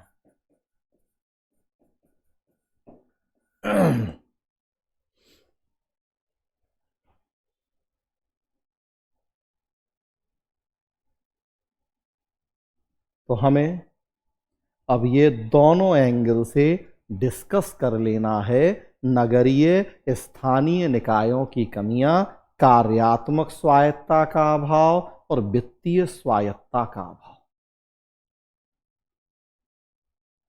और तब उसके बाद फिर हमें दिखाना है कि अब जो मैंने शुरुआत की कि अब इन संस्थाओं की बेहतरी के लिए हम क्या कर रहे हैं। तो यहां थोड़ा सा हमें फिर ये पक्ष भी दिखाना होगा कि इन संस्थाओं की बेहतरी के लिए क्या प्रयास किया जा रहा है। तो जैसे शुरुआत में ही मैंने बताया, स्मार्ट सिटी मिशन के तहत चुनी गई सिटी, प्रमुख सिटीज के विकास के लिए केंद्र सरकार की तरफ से बहुत मदद मिली है। म्यूनिसिपल बॉन्ड जारी हो रहे हैं कई बड़े बड़े निगमों के द्वारा। सिटी फिनांस रैंकिंग जारी की जा रही है शहरी आवासन मंत्रालय के द्वारा। अब जो इस तरह के हम प्रयास कर रहे हैं, केंद्रीय वित्त आयोग भी भूमिका निभा रहा है, नीति आयोग भी भूमिका निभा रहा है। तो हमें थोड़ा सा अब वर्तमान समय में इन संस्थाओं की बेहतरी के लिए किए जा रहे प्रयासों की चर्चा करनी है। हम सेकेंड ARC की थोड़ा सा रिपोर्ट की चर्चा कर सकते हैं कि उसने कैसे इन संस्थाओं की सब्सिडियरिटी के सिद्धांत पर मजबूती की दिशा में प्रयास करने के क्या सुझाव दिए। तो हम उसकी चर्चा करते हुए कंक्लूड कर देंगे इसको। फिर ध्यान रखना है करंट घटनाक्रम या डेवलपमेंट की चर्चा जरूरी है। चाहे हम थोड़ा सुझाव के रूप में कुछ ब्रिटेन जैसे नया स्थानिकतावाद के सुझाव भी दे सकते हैं। ब्रिटेन में क्या किया गया, जो नगरीय स्थानीय निकाय हैं उन्हें इतनी आज़ादी दी गई कि वो केंद्र सरकार द्वारा बनाई गई योजनाओं में संशोधन और परिवर्तन कर सकते हैं, अपनी प्राथमिकताओं का निर्धारण कर सकते हैं, अपने स्तर पे वित्तीय संसाधनों का एकत्रण कर सकते हैं। जैसे अगर हम अपने देश के एग्जाम्पल से समझें, मान लीजिए हमारे यहाँ जिले में कोई जिला सरकारी अस्पताल है, बहुत सारी एक्स्ट्रा जमीन पड़ी है जिसका कोई यूज नहीं हो रहा। अगर ब्रिटेन में होगा तो ब्रिटेन में जिला अस्पताल को इतनी आज़ादी होगी कि वो खाली पड़ी जमीन का कुछ ऐसा यूज करे कि जिससे कुछ फंड जनरेट हो जाए, वो संसाधन इकट्ठे कर ले ताकि उन संसाधनों का प्रयोग करके अपने डेवलपमेंटल प्रोग्राम्स, विकासात्मक कार्यों को आगे बढ़ाए। जिला पुलिस है, जिला शिक्षा है, इस तरह के जो भी नगरीय निकाय हैं उनको व्यापक स्वायत्ता दी गई। न्यू लोकलिज्म या नया स्थानिकतावाद के माध्यम से बहुत पॉपुलर हुआ ब्रिटेन में ये कॉन्सेप्ट। हमारे देश में भी समय समय पर चर्चाएं हुई इस संकल्पना की, कुछ हमने प्रयास भी किए, हालांकि हमारे देश में हमें उतनी सफलता नहीं मिली जितनी कि ब्रिटेन में। सुझाव के रूप में हम 2 लाइन उसकी चर्चा करते हुए कंक्लूड कर दें नया स्थानिकतावाद से, कि हम भी जब तक इन संस्थाओं को उतनी स्वायत्ता नहीं देंगे, अपनी प्राथमिकताएं निर्धारित करने की, अपने स्थानीय स्तर पर संसाधन जुटाने की, तब तक वास्तव में हम इनके सशक्तिकरण का जो सपना देख रहे हैं वो सपना पूरा नहीं हो पाएगा। कंक्लूड कर दें इसको, आगे बढ़ें।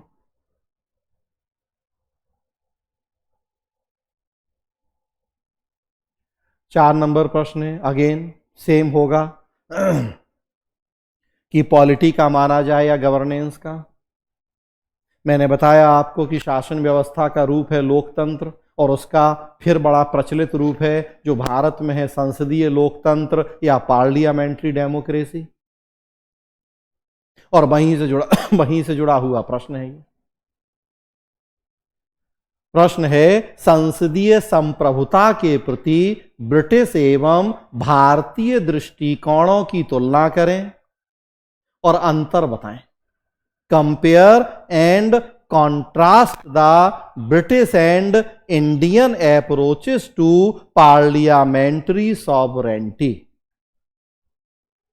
150 शब्द और 10 अंक में पूछा गया प्रश्न है। यह तुलनात्मक दृष्टि से आसान प्रश्न है। हां, लेकिन फिर अगेन जो पहले प्रश्न में मैंने बताया कि न्यायपालिका की शक्तियां कितनी हैं, स्वतंत्रता कितनी है, और यहां अब संसद की शक्तियां कितनी हैं, ये दोनों बातें एक दूसरे से बायस वर्षा के रूप में जुड़ी हुई हैं। न्यायपालिका की शक्तियां बढ़ती हैं तो स्वाभाविक सा परिणाम होता है हम लोगों के यहां कि विधायिका और कार्यपालिका की शक्तियां घट जाती हैं। वैसे हमारे देश में चेक एंड बैलेंस है, संतुलन, शक्ति संतुलन का सिद्धांत एंड चेक एंड बैलेंस, संतुलन एवं अवरोध का सिद्धांत। फिर भी न्यायपालिका सक्रिय होती है, न्यायपालिका ताकतवर होती है, शक्तियां बढ़ती हैं तो विधायिका की शक्तियां कम हो जाती हैं। विधायिका ताकतवर होने का प्रयास करती है तो न्यायपालिका, जस्ट मैंने एक एग्जाम्पल ही दिया कि न्यायपालिका, सुप्रीम कोर्ट का आदेश आया दिल्ली की लोक सेवाओं के ऊपर दिल्ली सरकार के नियंत्रण का, कार्यपालिका ने अध्यादेश जारी करके रोक दिया। मतलब देखिए आप, कार्यपालिका की शक्ति बढ़ी तो न्यायपालिका की कम हो गई। बढ़ी मतलब शक्ति तो संविधान के द्वारा ही अध्यादेश जारी करने की, मतलब उसने प्रयोग किया तो न्यायपालिका के निर्णय को ही रोक दिया। और बाद में उसी अध्यादेश को संसद ने कानून बना के लागू भी हो गया। तो अब देखिए, संसद के माध्यम से न्यायपालिका के निर्णय को पलट दिया। और किंतु मजेदार स्थिति आप देखते हैं कि अब संसद द्वारा बनाए गए कानून को भी सुप्रीम कोर्ट में चुनौती दे दी गई। अब उसकी समीक्षा कोर्ट को करना है। तो यही है चूहे बिल्ली का खेल एंड चेक एंड बैलेंस का सिद्धांत। तो अगेन आज की डेट में आप देखिए, संसद द्वारा बनाए गए कितने सारे कानूनों की न्यायपालिका समीक्षा कर रही है, मामले लंबित हैं। अगेन इस प्रश्न को क्यों पूछा जा रहा है यूपीएससी के द्वारा, हम जब तक इस संदर्भ को नहीं जानेंगे और समझेंगे, अगेन हमारे आंसर की गुणवत्ता अच्छी कभी नहीं होगी। सबसे रिसेंट तो मैंने कहा यही, दिल्ली में लोक सेवाओं के ऊपर नियंत्रण संसद ने कानून बना दिया है, सुप्रीम कोर्ट में चुनौती दी गई है। कहने का मतलब कि संसद द्वारा बनाए गए कानूनों की न्यायपालिका के द्वारा समीक्षा की जा सकती है। मतलब ही इस बात का है कि हमारे देश में संसद संप्रभु नहीं है। ब्रिटेन में न्यायपालिका संसद के कानूनों की समीक्षा नहीं कर सकती, वहां पार्लियामेंट्री सॉवरेंटी या संसदीय संप्रभुता का सिद्धांत प्रचलित है। अनुच्छेद 370 को हटाने की जांच कर रहा है कोर्ट, आप देख रहे हैं, सुनवाई पूरी हो गई है, फैसला आना बाकी है। 370 और 35A संसद ने हटाया है, कोर्ट उसकी समीक्षा कर रहा है। कहां से संसद संप्रभु है हमारे देश में? जब तक इस तरह के एग्जाम्पल नहीं होंगे आपके आंसर में, जब तक इस तरह के कुछ केस नहीं होंगे, जब तक ये वर्तमान घटनाएं नहीं होंगी, कभी आपका आंसर आप खूब मानते रहें कि स्टैटिक प्रश्न है। बहुत कहने वाले लोग आपको कहेंगे, बताएंगे कि बहुत स्टैटिक प्रश्न है, बेसिक फंडामेंटल से जुड़े प्रश्न है। बिल्कुल नहीं। हाँ, संसदीय संप्रभुता का सिद्धांत क्या है, ब्रिटिश भारत के मॉडल का भेद क्या है, ये स्टैटिक है जो हमें पता होना चाहिए। किंतु ये आज क्यों पूछा जा रहा है प्रश्न? कोई तो रीजन होगा इतने बड़े कॉन्स्टिट्यूशन में इस टॉपिक को पूछने के पीछे। हमें वो रीजन जानना है, हमें वो संदर्भ, वो परिस्थिति जाननी है और फिर उसके अकॉर्डिंग आंसर लिखना है।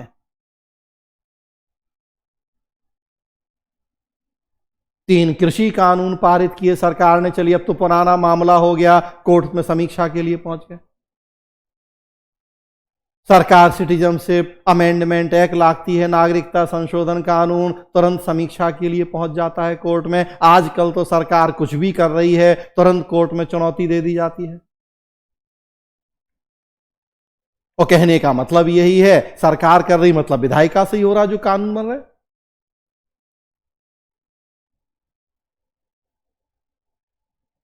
सरकार ने संविधान संशोधन करके 10% आरक्षण दिया ईडब्ल्यूएस को, मामला कोर्ट में पहुंच जाता है। ओबीसी का निर्धारण कौन करेगा नहीं करेगा, मामला कोर्ट में पहुंच जाता है, सरकार कुछ भी करती है।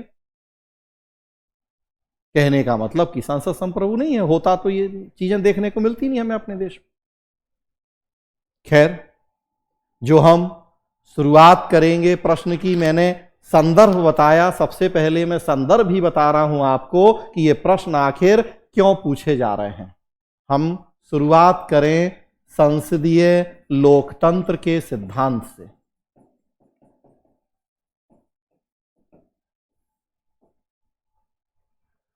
ब्रिटेन और भारत दोनों में पार्लियामेंट्री डेमोक्रेसी या संसदीय लोकतंत्र की व्यवस्था अपनाई गई है। इस व्यवस्था का जन्मदाता इंग्लैंड है और आजादी के बाद अनुभव के आधार पर हमने भी अपने देश में इसी संसदीय लोकतांत्रिक व्यवस्था को अपनाया है। इस व्यवस्था को हम वेस्टमिंस्टर मॉडल के नाम से भी जानते हैं। वेस्टमिंस्टर मॉडल जो कि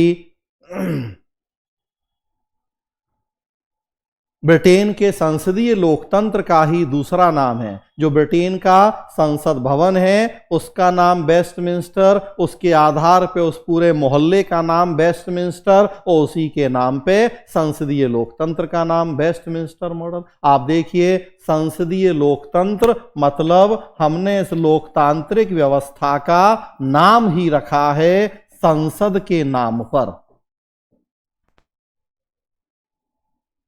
और इसका सीधा सा मतलब है कि संसद की भूमिका, उसकी शक्तियां बहुत महत्वपूर्ण होंगी। कहीं भी दुनिया में किसी भी चीज का नाम हम जिस व्यक्ति जिस संस्था के नाम पे रखते हैं, वही व्यक्ति या संस्था के नाम पे रखते हैं जिसका कुछ बड़ा महत्वपूर्ण योगदान है हमारे समाज को। अकबर रोड, जहांगीर रोड, और तो क्यों रखा हमने ऐसा? किसी ऐरे गहरे राह चलते के नाम पे तो नहीं रख देते हो। Chintu road, Pintu road, Shahjahan road है, अकबर रोड है। एपीजे अबुल कलाम के नाम पे भी बहुत सारी संस्थाएं होंगी। जवाहरलाल नेहरू और इंदिरा गांधी और अटल बिहारी वाजपेयी के नाम पे भी बहुत सारे इंस्टीट्यूशंस होंगे, रोड होंगे, संस्थाएं होंगी। तो आखिर हमने इस लोकतंत्र का नाम संसद के नाम पे क्यों रखा है? संसदीय लोकतंत्र, पार्लियामेंट्री डेमोक्रेसी। उस नाम में ही यह बात निहित है कि इस लोकतांत्रिक व्यवस्था में संसद की भूमिका किसी अन्य संस्था की भूमिका की तुलना में ज्यादा महत्वपूर्ण होगी।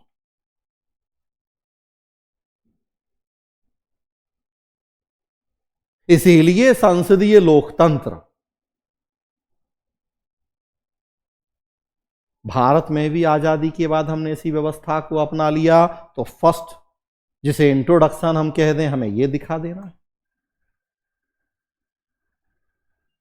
और तब उसके बाद हमें दिखाना है कि यद्यपि हमने ब्रिटिश व्यवस्था को ही भारत में भी अपनाया है, लेकिन दोनों व्यवस्थाओं में कुछ मूलभूत अंतर भी विद्यमान है। दोनों व्यवस्थाओं में कुछ मूलभूत अंतर भी विद्यमान है। ब्रिटेन में संसदीय संप्रभुता का सिद्धांत प्रचलित है, किंतु भारत में हमने संविधान की सर्वोच्चता के सिद्धांत को अपनाया है, या भारत में हमने संसदीय संप्रभुता और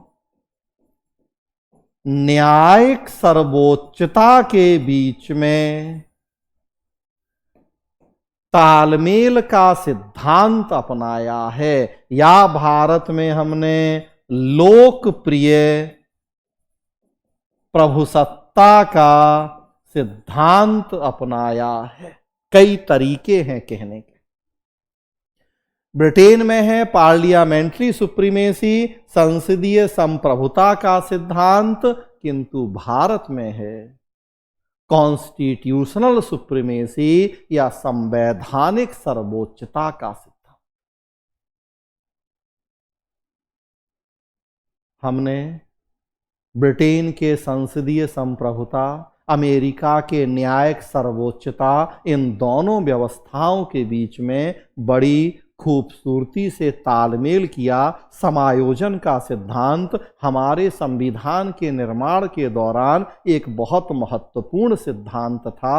हमें जब ब्रिटेन और अमेरिका, मेनली ब्रिटेन और अमेरिका की दोनों व्यवस्थाएं अच्छी लग रही थीं, दुविधा थी कि ब्रिटेन को चुने या अमेरिका को, तो संविधान निर्माताओं ने दोनों की व्यवस्थाओं को मिक्स एंड मर्ज करके बड़ी खूबसूरती से अपना लिया।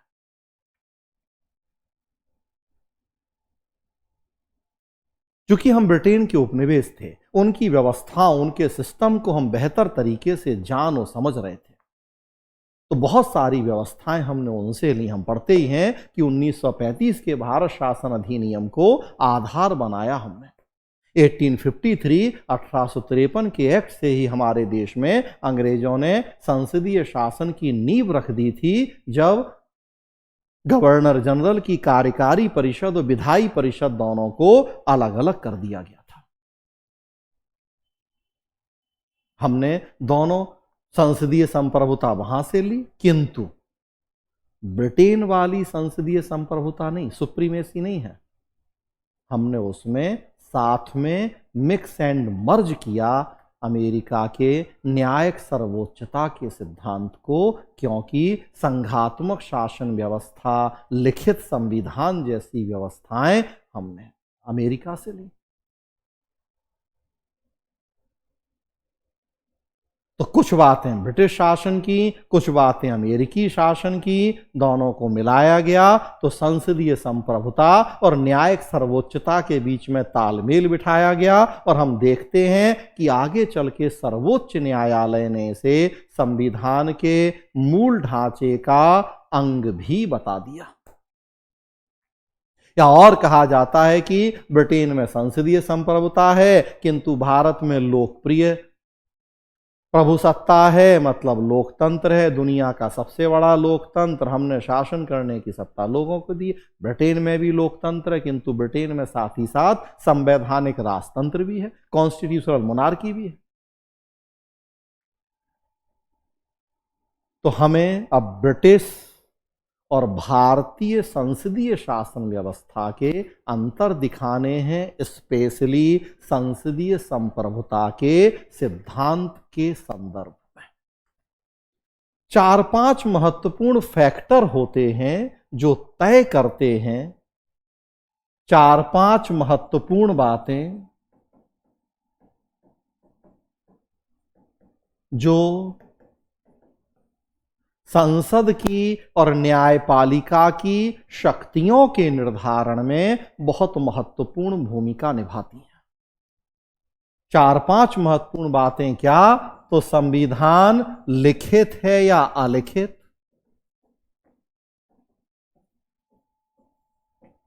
दूसरा संघात्मक लोकतांत्रिक शासन व्यवस्था है या एकात्मक लोकतांत्रिक शासन व्यवस्था, नागरिकों के मूल अधिकारों की सुरक्षा की गारंटी है या नहीं है? नागरिकों के मूल अधिकारों की सुरक्षा की गारंटी है या नहीं है? न्यायपालिका को न्यायिक समीक्षा की शक्ति प्राप्त है या नहीं है? इन्हीं आधारों पे हम ब्रिटिश शासन व्यवस्था और भारतीय शासन व्यवस्था की तुलना करें तो हमें जवाब मिल जाएगा। ब्रिटेन में संविधान अलिखित है, परंपराओं पर आधारित है, संसदीय विधियों पर आधारित है, जबकि हमारे यहां संविधान लिखित है। संविधान लिखित है तो एक तो उस लिखे हुए संविधान की रक्षा करनी है न्यायपालिका को, इसलिए न्यायपालिका की शक्तियां बढ़ जाती हैं। दूसरी बात, उसमें विधायिका, कार्यपालिका, न्यायपालिका सबके क्षेत्राधिकार का निर्धारण भी कर दिया गया है। मन की मर्जी से कोई भी अपने क्षेत्राधिकार को बहुत आसानी से घटा बढ़ा नहीं सकता है। और जब संविधान अलिखित हो तो जो संसद कानून बनाएगी वही संविधान हो जाएगा। जो मर्जी संसद संविधान बनाए, जो मर्जी उसमें संशोधन करे। कहा जाता है ब्रिटेन की संसद इतनी शक्तिशाली है कि जेंडर चेंज के अलावा वो सब कुछ कर सकती है, मतलब महिला को पुरुष और पुरुष को महिला बनाने के सिवाय वो सब कुछ कर सकती है। आजकल तो विज्ञान प्रौद्योगिकी का विकास होने से जेंडर चेंज भी बच्चों का खेल हो गया है। लेकिन हम आज की बात नहीं कर रहे। अभी जब ब्रिटेन में संसदीय लोकतंत्र आया, संसद की संप्रभुता का सिद्धांत अपनाया गया, तब नहीं थी इतनी टेक्नोलॉजी कि महिला को पुरुष और पुरुष को महिला बना देते। आज है ये तो बहुत ताकतवर है ब्रिटेन की संसद। अलिखित संविधान बहुत बड़ा कारण है। और हमारे यहां उतनी ताकत नहीं है क्योंकि हमने लिखित संविधान की व्यवस्था को अपना लिया है। उसकी रक्षा की जिम्मेदारी न्यायपालिका को देती है। संघात्मक शासन हो तो न्यायपालिका की ताकत बढ़ जाती है, और अगर एकात्मक शासन हो तो न्यायपालिका कमजोर होती है, संसद की ताकत बढ़ जाती है।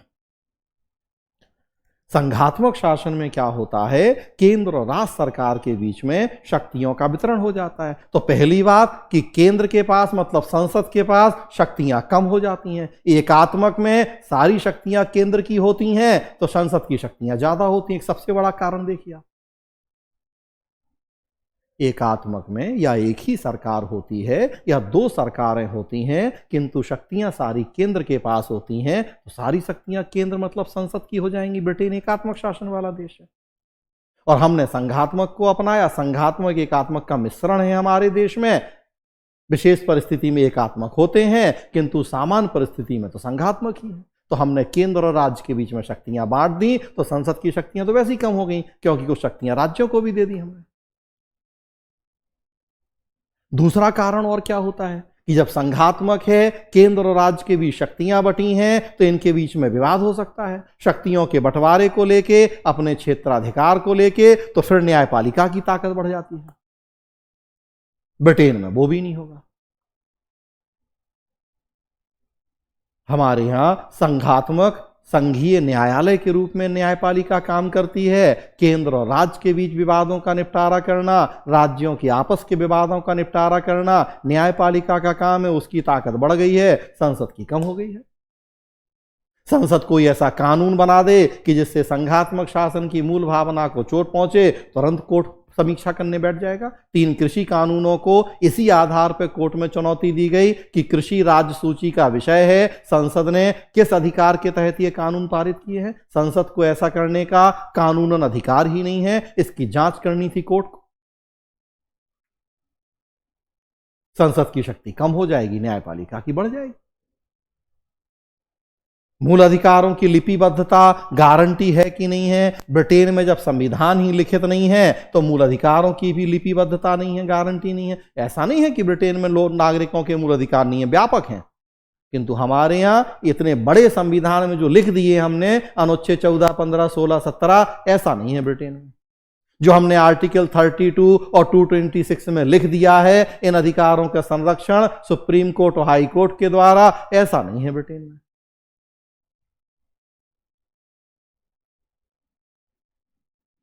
तो उससे हमारे यहां न्यायपालिका की ताकत बढ़ गई है। ब्रिटेन में संसद की ताकत ज्यादा है। उसके मुंह से निकली हर बात कानून है, उसके मुंह से निकली हर बात संविधान है। हमारे देश में जुडिशियल रिव्यू, न्यायिक समीक्षा की शक्ति है, ब्रिटेन में वो भी नहीं है।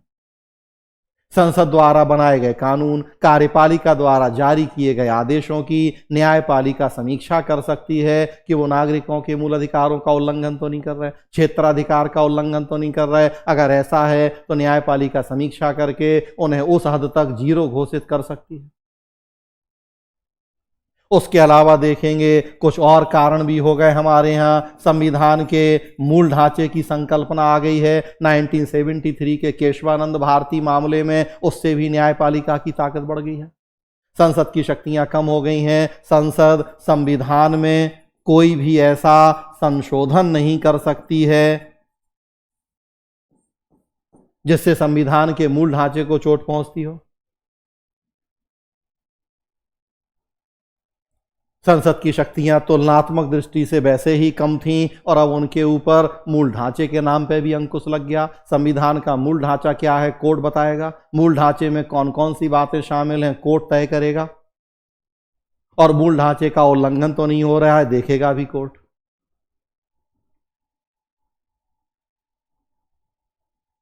तो कई सारे कारणों की वजह से ब्रिटेन की संसद जितनी ताकतवर है, भारतीय संसद उतनी ताकतवर नहीं है। हमारे यहां आप देखेंगे कि राष्ट्रपति की वीटो शक्तियां भी कहीं ना कहीं महत्वपूर्ण भूमिका निभाती हैं संसद की शक्तियां कम करने में।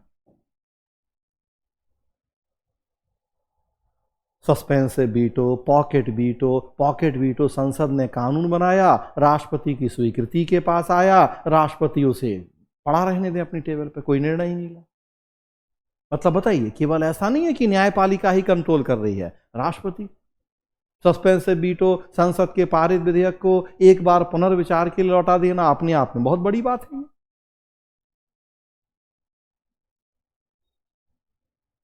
तो हमें संसदीय संप्रभुता के संदर्भ में क्या अंतर है ब्रिटिश और भारतीय मॉडल में, बस उसकी चर्चा करनी है। हालांकि अंतर तो और भी हैं, आप चाहें तो वो भी दिखा सकते हैं, लेकिन मेन ये और अंतर, जैसे ब्रिटेन में चूंकि संवैधानिक राजतंत्र है तो वहां का जो राजा या सम्राट या साम्राज्ञी है वो वंशानुगत है, जबकि हमारे देश में गणतंत्र है तो हमारा राष्ट्रपति निर्वाचित है।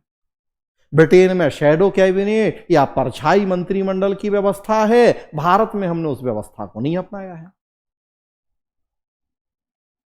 ब्रिटेन में प्रधानमंत्री को संसद के निम्न सदन हाउस ऑफ कॉमन्स का ही सदस्य होना जरूरी है, हमारे यहां राज्यसभा का सदस्य भी प्रधानमंत्री बन सकता है। ये अंतर हैं, लेकिन ये संसदीय संप्रभुता के संदर्भ में बहुत महत्व नहीं रखते हैं। इसलिए मुझे लगता है कि मेनली आप इन अंतरों को डिस्कस करेंगे जो डायरेक्टली जुड़े हुए हैं संसदीय संप्रभुता से।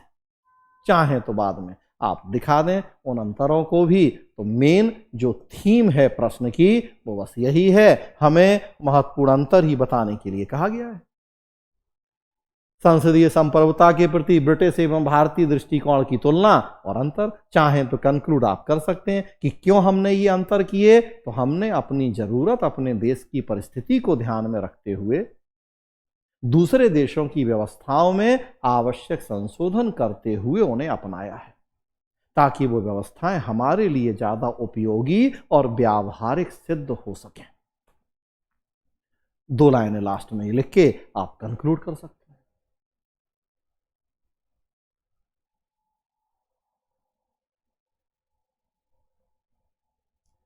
ये प्रश्न टोटल पॉलिटी का है, इसको छोड़ रहा हूं। विधायी कार्यों के संचालन में पीठासीन अधिकारियों की भूमिका,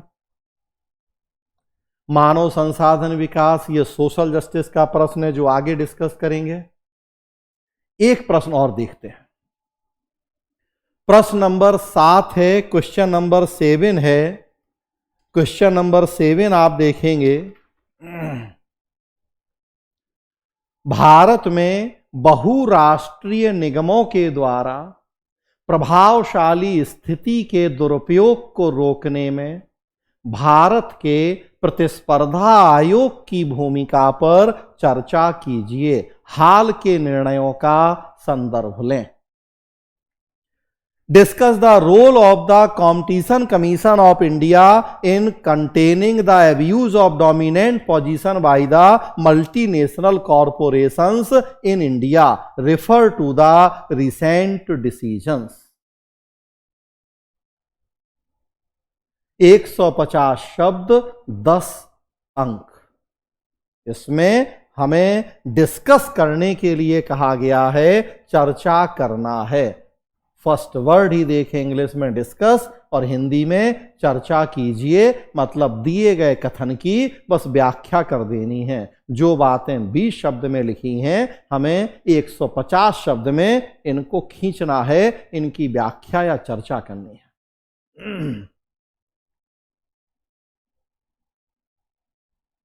क्यों पूछा गया?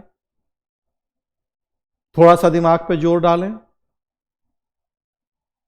इसी साल 2023 में संसद ने 2002 का जो प्रतिस्पर्धा अधिनियम है उसमें संशोधन किया है। हाल ही में संशोधन हुआ है प्रतिस्पर्धा अधिनियम 2002 में।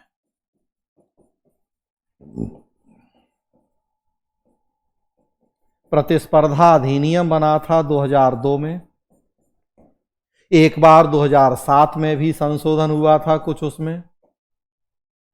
रिसेंटली अभी 2023 में संसद ने संशोधन किया है। प्रतिस्पर्धा संशोधन अधिनियम 2023 पारित हुआ है और इसीलिए ये प्रश्न पूछा है यूपीएससी ने।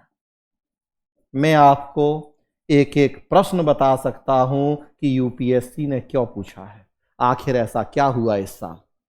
हो सकता 20 में से पूरे 20 प्रश्न ऐसे ना भी हों, किंतु 15 प्रश्न 16 प्रश्न जरूर ऐसे होंगे कि मैं रीजन के साथ बताऊंगा आपको कि यह प्रश्न क्यों पूछा गया, संदर्भ क्या है इस प्रश्न को पूछे जाने का। और जब तक आपको वो संदर्भ पता नहीं होगा, याद रखें कभी भी आप एक अच्छा आंसर नहीं लिख पाएंगे, दूसरों से लीड नहीं ले पाएंगे। जो सपना है आईएएस आईपीएस बनने का वो पूरा नहीं होगा।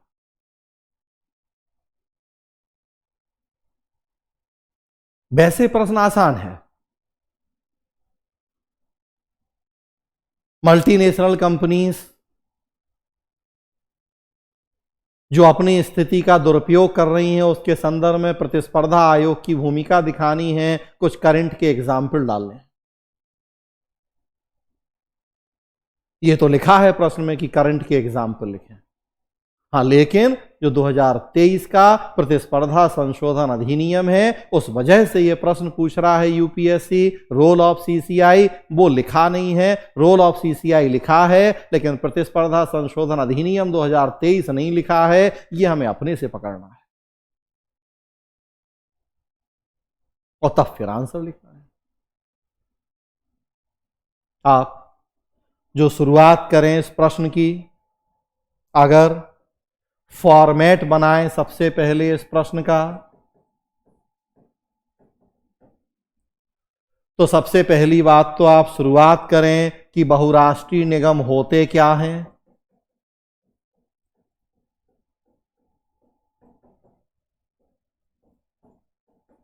इनका उदय क्यों या कैसे हुआ है, तो थोड़ा सा हमें यह दिखा देना होगा।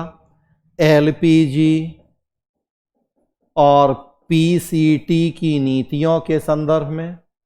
एलपीजी मतलब लिबरलाइजेशन, प्राइवेटाइजेशन एंड ग्लोबलाइजेशन, उदारीकरण, निजीकरण और भूमंडलीकरण की नीतियों के संदर्भ में हम बहुराष्ट्रीय निगमों का उदय और विकास दिखा दें थोड़ा सा। पीसीटी है पब्लिक चॉइस थ्योरी या लोक चयनवाद की संकल्पना। पब्लिक चॉइस थ्योरी या लोक चयनवाद की संकल्पना जिसमें हम सरकारी एकाधिकार को समाप्त करते हैं, बाजार प्रतिस्पर्धा को प्रोत्साहित करते हैं, ज्यादा से ज्यादा कंपनियों को वस्तु या सेवा प्रदान करने के लिए बुलाते हैं ताकि उनके बीच में हेल्दी कंपटीशन हो, वस्तुओं सेवाओं की कीमतें कम हो, गुणवत्ता अधिक हो। और जुड़ा है एलपीजी कि जो हम ज्यादा से ज्यादा कंपनियां बुलाते हैं उसमें केवल देशी या राष्ट्रीय कंपनियां ही नहीं होती बल्कि विदेशी या बहुराष्ट्रीय कंपनियों की भूमिका को भी सुनिश्चित किया जाता है। तो हम बहुराष्ट्रीय निगमों का अर्थ उदय दिखा दें। अच्छा, आप देखिए, जो ये वाला प्रश्न है, एक तो मैंने बताया क्यों पूछा गया, दूसरा आप देखेंगे कितना मल्टी डायमेंशनल और मल्टी डिसिप्लिनरी अप्रोच वाला प्रश्न है। ये प्रश्न सेकेंड पेपर गवर्नेंस में पूछा गया है। क्यों पूछा गया? क्योंकि सिलेबस में आप देखिए एक टॉपिक है विभिन्न अर्ध न्यायिक, विनियामक और सांविधिक निकाय। ये आपके सिलेबस का एक टॉपिक है। विभिन्न सांविधिक मतलब स्टेट्यूटरी, विनियामक या रेगुलेटरी, और अर्ध न्यायिक या क्वासी जुडिशियल बॉडीज गवर्नेंस में सिलेबस का एक टॉपिक है। और जो सीसीआई है, कॉम्पिटिशन कमीशन ऑफ इंडिया, ये एक सांविधिक और अर्ध न्यायिक निकाय है। रेगुलेटर भी है, तीनों बातें हैं उसमें। कॉम्पिटिशन कमीशन ऑफ इंडिया भारतीय प्रतिस्पर्धा आयोग 2002 के प्रतिस्पर्धा अधिनियम के तहत गठित हुआ है। सांविधिक निकाय या स्टेट्यूटरी बॉडीज ऐसे निकाय होते हैं जो किसी विधि के तहत गठित किए जाते हैं। उस विधि में उनकी संरचना, कार्य, उद्देश्य, कार्य प्रणाली, इन सब की चर्चा होती है। प्रतिस्पर्धा अधिनियम आया था 2002 में। राघवन समिति की सिफारिशों के आधार पर एमआरटीपी एक्ट को सरकार ने समाप्त किया था और उसकी जगह प्रतिस्पर्धा अधिनियम आया था। MRTP act, monopoly restricted and trade practice act.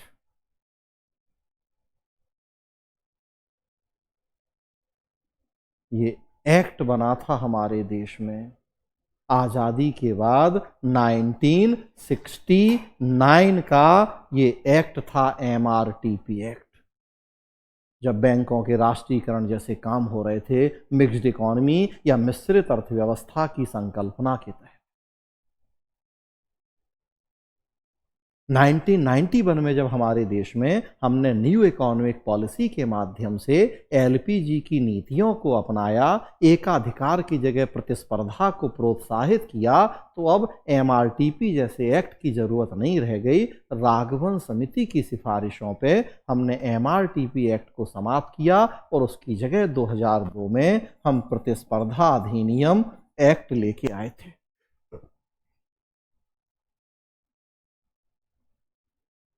और उसी के तहत हमने बनाया भारतीय प्रतिस्पर्धा आयोग। तो ये एक सांविधिक निकाय है और चूंकि इसे हमने न्यायिक शक्तियां भी दी हैं, विवादों के निपटारे से जुड़े कार्य करता है ये, तो इसलिए इसे हम अर्ध न्यायिक निकाय भी कहते हैं। न्यायपालिका का काम होता है न्याय करना। जब न्यायपालिका के अलावा कोई अन्य संस्था न्याय कार्य करती है तो उसे हम अर्ध न्यायिक या क्वासी जुडिशियल कहते हैं। ऐसी संस्था जो न्यायपालिका का अंग ना होते हुए भी न्यायपालिका के काम करे। न्यायपालिका का अंग नहीं है किंतु काम न्यायपालिका के कर रही है। अंग तो कार्यपालिका के हैं ये सब, जितने ये रेगुलेटर्स हैं, जितने ट्राई, सेबी, इरडा, सब ये कार्यपालिका का अंग है। काम न्यायपालिका वाला कर रहा है ये सीसीआई। लोक लेखा समिति पढ़ेंगे, जब डिटेल पढ़ेंगे क्लास तो बात होगी। तो सीसीआई को हमने कई न्यायिक काम भी सौंपे हैं विवादों के निपटारे के। है कार्यपालिका का अंग, काम कर रहा है न्यायपालिका वाला, न्याय करना, विवादों का निपटारा करना, लोगों को दंड देना, जुर्माना लगाना, लोगों मतलब कंपनियों को, संस्थाओं को, तो ये अर्ध न्यायिक निकाय भी है। तो टॉपिक वहां से जुड़ा हुआ है। वर्तमान में पूछने के पीछे कारण है कि प्रतिस्पर्धा अधिनियम में संशोधन हुआ है। कॉम्पिटिशन कमीशन ऑफ इंडिया की भूमिका काफी दिख रही है हमें आजकल पिछले कुछ दिनों में। और प्लस जो और एक बात मैं बताने जा रहा था कि ये टॉपिक गवर्नेंस से भी जुड़ा है। आप देखेंगे तो ये topic third paper GS economy से भी जुड़ा है। वहां भी प्रश्न पूछा जा सकता है। देखिए, रोल ऑफ एमएनसीज और रोल ऑफ सीसीआई, प्रतिस्पर्धा अधिनियम, ये जीएस इकोनॉमी का भी पार्ट है। और प्लस देखेंगे ये फोर्थ पेपर एथिक्स की भी चीज है। बहुराष्ट्रीय कंपनियों में नैतिकता का पतन, बढ़ती हुई अस्वस्थ और गलाकाट प्रतिस्पर्धा और उसको रोकने की जरूरत। हमें फोर्थ पेपर में सरकारी के साथ साथ निजी संस्थानों में भी नैतिकता पढ़नी है। हमें अंतर्राष्ट्रीय संबंधों में भी नैतिकता पढ़नी है। हमें अंतर्राष्ट्रीय फंडिंग में भी नैतिकता पढ़नी है। और ये टॉपिक वहां से भी जुड़ा हुआ है। हमें कॉरपोरेट गवर्नेंस पढ़नी है फोर्थ पेपर में, कॉरपोरेट सोशल रिस्पॉन्सिबिलिटी पढ़नी है फोर्थ पेपर में। कई जगह से जुड़ा हुआ टॉपिक है। तो मतलब सेकेंड पेपर गवर्नेंस का भी पार्ट है, थर्ड पेपर इकोनॉमी का भी पार्ट है, फोर्थ पेपर एथिक्स का भी पार्ट है। फिलहाल प्रश्न है सेकेंड पेपर में गवर्नेंस में। तो सबसे पहले तो हम दिखाएं बहुराष्ट्रीय निगमों का अर्थ, थोड़ा सा एलपीजी और पीसीटी की नीतियों के संदर्भ में उनका उदय, हम इसकी चर्चा कर लें। तब उसके बाद हम आगे बढ़ें,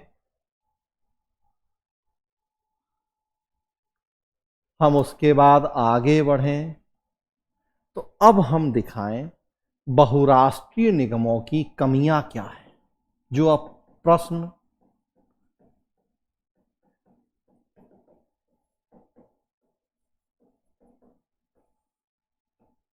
बहुराष्ट्रीय निगमों की कमियां क्या हैं, अब हम इसकी चर्चा करें। क्योंकि प्रश्न यही है कि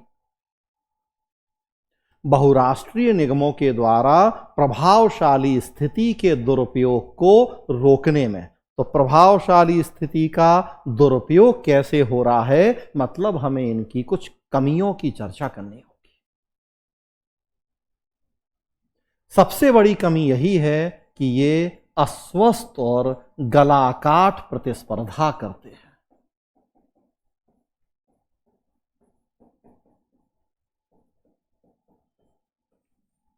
चूंकि इनका उद्देश्य होता है लाभ कमाना, और ये भूल जाते हैं कि लाभ ये नैतिक तरीकों से कमा रहे हैं या नहीं, बस एन केन प्रकारेण, मतलब किसी भी तरीके से लाभ कमाने का इनका एकमात्र मोटो हो जाता है। तो अस्वस्थ और गलाकाट प्रतिस्पर्धा,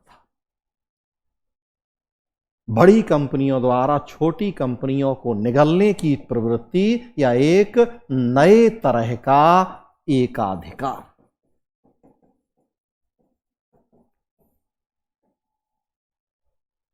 गूगल, अमेजॉन, व्हाट्सएप या एक्स या और जितने बड़ी बड़ी कंपनियां हैं, अमेजॉन वगैरह, छोटे मोटे टिक ही नहीं पाए। ये नए तरह का एकाधिकार का जमाना हो जाता है।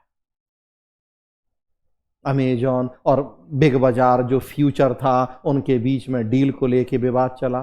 फ्यूचर को खरीद रहा था रिलायंस और अमेजॉन से लेके टकराव हुए। पहले अमेजॉन के साथ कुछ बातचीत थी और मामला देखिए कहां तक बढ़ा।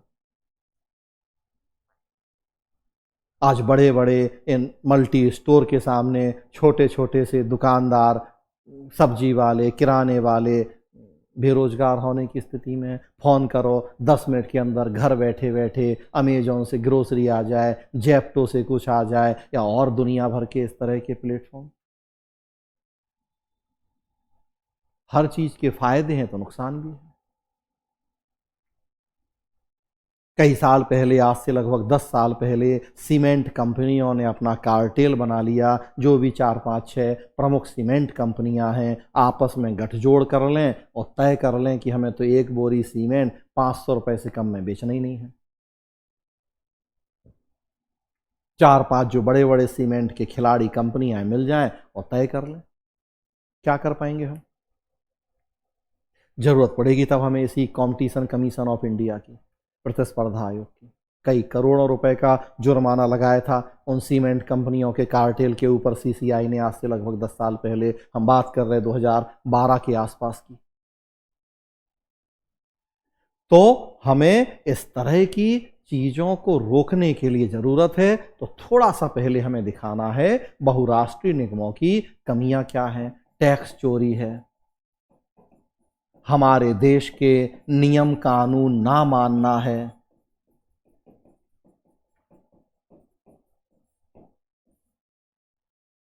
करप्शन को प्रोत्साहन देना है ताकि अपने हित सध सकें। 2G स्पेक्ट्रम घोटाले में आरोप लगे कि कैसे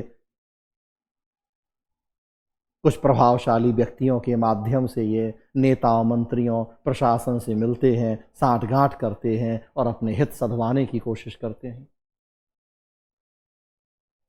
विभिन्न रिपोर्टों में बताया गया है कि आफ्टर एलपीजी कैसे हमारे देश में भ्रष्टाचार बढ़ा है, घोटालों की जो संस्कृति पैदा हुई है। कहीं ना कहीं एलपीजी मतलब मल्टीनेशनल कंपनीज का रोल है। एक्स के साथ आए दिन देखिए आप, पहले जो ट्विटर हुआ करता था, कितने लंबे समय तक सरकार के साथ विवाद हुआ। वो कहता हम तो अमेरिका की कंपनी हैं, अमेरिका में रजिस्टर्ड हैं, काम आपके यहाँ करेंगे, कानून अमेरिका का मानेंगे। आप कौन होते हैं हमें अपना कानून बताने वाले? बताइए आप। चोरी और सीना चोरी, काम यहाँ करेंगे, फायदा यहाँ कमाएंगे, कानून साहब उनका मानेंगे। क्यों? क्योंकि वो तो वहां की कंपनी है, वहां रजिस्टर्ड है।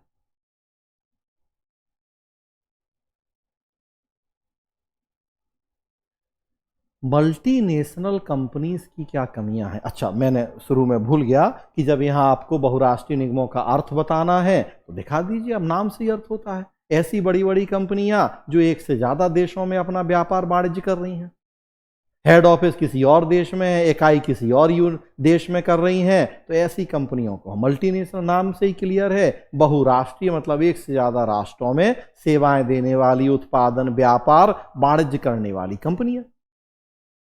उदय क्यों हुआ? तो जैसा मैंने बताया, एलपीजी की नीतियां आई, विभिन्न देशों की सरकारों की नीति हो गई। 1980 के दशक में अमेरिका, ब्रिटेन जैसे देशों से शुरुआत हुई थी एलपीजी की। अमेरिका के राष्ट्रपति थे रोनाल्ड रीगन, ब्रिटेन की प्रधानमंत्री थी मार्गरेट थेचर। उनके समय से शुरुआत हुई थी इन नीतियों की। धीरे धीरे दुनिया के दूसरे देशों ने भी अपनाया। हमने 1991 में नई आर्थिक नीति के माध्यम से अपना लिया। हमारे यहाँ भी जो एकाधिकारी प्रवृत्ति थी सरकार की, उसको हमने धीरे धीरे खत्म किया, बाजार प्रतिस्पर्धा को प्रोत्साहित किया। बाजार प्रतिस्पर्धा बढ़ी तो बड़ी बड़ी निजी कंपनियां आई। अब उसमें देशी कंपनियां भी थीं, विदेशी कंपनियां भी। संक्षेप में लिखना है हमें, ये तो अभी समझाने के लिए बता रहा हूं मैं आपको। बाजार प्रतिस्पर्धा बढ़ाने का पर्पस था कि लोगों को कम कीमत पे बेहतर गुणवत्ता की वस्तु और सेवा मिल जाए। किंतु अब इन निजी कंपनियों की बहुत सारी कमियां हैं। अब हमने ये कमियां दिखा दी संक्षेप में। बहुत बड़ी कमी होती है बाजार की कि ये डिमांड एंड सप्लाई के सिद्धांत पे चलते हैं, नीड एंड सप्लाई के सिद्धांत पे नहीं। बाजार डिमांड एंड सप्लाई के सिद्धांत पे चलता है, नीड एंड सप्लाई के सिद्धांत पे नहीं। एक गरीब की आवश्यकता है, उसे महीने भर अपने परिवार का पेट भरने के लिए 20 किलो अनाज की जरूरत है, किंतु जेब में मुद्रा नहीं है, तो मार्केट उसकी पूर्ति नहीं करता। लेकिन 20 किलो अनाज चाहिए, जेब में 500-500 के दो कड़क नोट पड़े हैं, 10 मिनट के अंदर होम डिलीवरी भी हो जाती है। आधा घंटे में पिज्जा आ जाता है घर के अंदर। दवाई मिले या नहीं मिले, पिज्जा मिल जाएगा आधा घंटे। खैर, व्यंग नहीं कर रहा हूं अभी मैं। तो मार्केट डिमांड एंड सप्लाई पे चलता है। अगर अनाज चाहिए 20 किलो, जेब में 500 का नोट है दो, तो तुरंत हो जाएगा। लेकिन अगर अगर जेब में पैसा नहीं है तो मार्केट पूर्ति नहीं करेगा। मार्केट कभी भी आवश्यकताओं को पूरा नहीं करता, मांगों को पूरा करता है। कई सारी ऐसी कमियां हैं प्राइवेट कंपनीज की, और एमएनसीज को तो, और बहुराष्ट्रीय कंपनियों की तो और एक एक्स्ट्रा कमी है। अगर हमारे देश की अपनी कोई कंपनी हो, टाटा, बिरला, रिलायंस, तो एक मिनट के लिए ये भी होगा उनके मन में कि हमारा देश है, हमारे लोग हैं। विदेशी कंपनी के मन में तो ये अपनापन, ये लगाव भी नहीं है देश या देश के लोगों के प्रति। वो तो एकमात्र उद्देश्य से आगे आते हैं, पैसा पैसा और पैसा, लाभ लाभ और केवल लाभ, और किसी भी हद तक जाके लाभ कमाना उनका एकमात्र उद्देश्य होता है। तो हमें कुछ कमियां दिखा देनी है बाजार की, और तब फिर हमें आ जाना है अब राष्ट्रीय प्रतिस्पर्धा आयोग। उल्टा भी कर सकते थे हम, प्रतिस्पर्धा आयोग से हम शुरू कर सकते थे प्रश्न कि उदारीकरण, निजीकरण की नीतियों के संदर्भ में जब बहुराष्ट्रीय कंपनियों की भूमिका बढ़ी, उनके कामों, गतिविधियों, अस्वस्थ प्रतिस्पर्धा को रोकने के लिए भारतीय प्रतिस्पर्धा आयोग का गठन किया गया। हम इस तरह से भी, कई तरह से शुरू हो सकता है प्रश्न। फिर दिखा देते हैं बहुराष्ट्रीय निगमों की कमियां, वो भी एक तरीका है। दूसरा तरीका ये है कि बहुराष्ट्रीय निगम क्या 2 लाइन, उनकी कमियां क्या 4 लाइन, और तब आ जाएं फिर हम अब प्रतिस्पर्धा अधिनियम और प्रतिस्पर्धा आयोग। तो अगला जो काम होगा हमारा, हम बात करें प्रतिस्पर्धा अधिनियम 2002 और रिसेंटली उसमें जो चेंज हुए हैं तो उनकी, और उसी के तहत फिर जो सीसीआई बना है, कंपटीशन कमीशन ऑफ इंडिया, भारतीय प्रतिस्पर्धा आयोग, हम इसकी चर्चा करें। अब ये फैक्चुअल हो जाएगा। प्रतिस्पर्धा आयोग का संगठन क्या है, काम क्या है, मेनली हमें काम दिखाने, संगठन दिखाने का बहुत स्कोप नहीं है, क्योंकि बस 150 शब्द में ही आंसर लिखना है हमें। 10 अंक हैं, 150 शब्द हैं, तो प्रतिस्पर्धा आयोग का संगठन क्या है ये दिखाने का बहुत स्कोप नहीं होगा हमारे पास। बस हमें उसकी भूमिका की चर्चा कर लेनी है।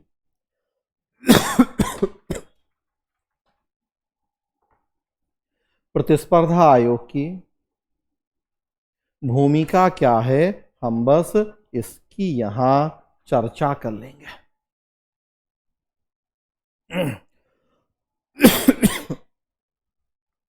मूल काम यही है। जो बड़े बड़े ये प्लेयर्स हैं, बहुराष्ट्रीय निगम हैं, उनके बीच में जो अस्वस्थ और गलाकाट प्रतिस्पर्धा हो रही है, उस प्रतिस्पर्धा को रोकना है। लोगों में जागरूकता फैलानी है, उपभोक्ताओं के हितों की रक्षा करनी है, तो अवेयरनेस।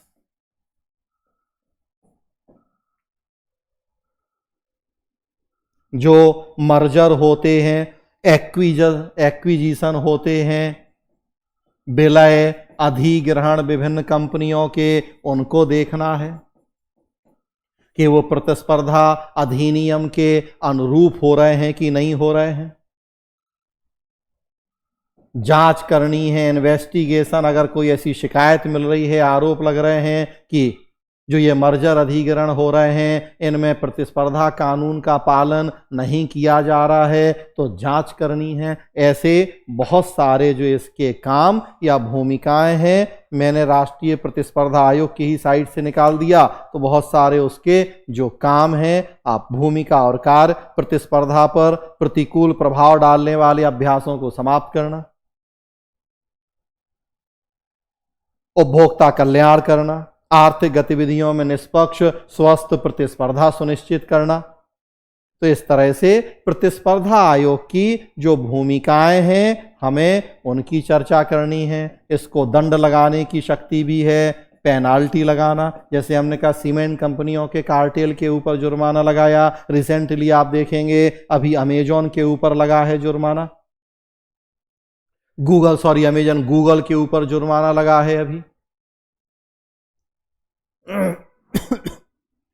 उसके अलावा देखें व्हाट्सएप, अमेजॉन, ये सब अभी रिसेंट में आप देखेंगे तो प्रतिस्पर्धा आयोग के सामने इनसे जुड़े हुए मामले थे और उनके ऊपर बड़ी मात्रा में जुर्माने लगाए गए। मेक माई ट्रिप है, ओयो है, गो आईबीबो है, इनके ऊपर करीब 392 करोड़ का जुर्माना लगा है। तो अब ये कुछ हमें डेटा दिखाना होगा, कुछ जो रिसेंट, चूंकि प्रश्न में लिखा है, वर्तमान उदाहरणों के साथ चर्चा।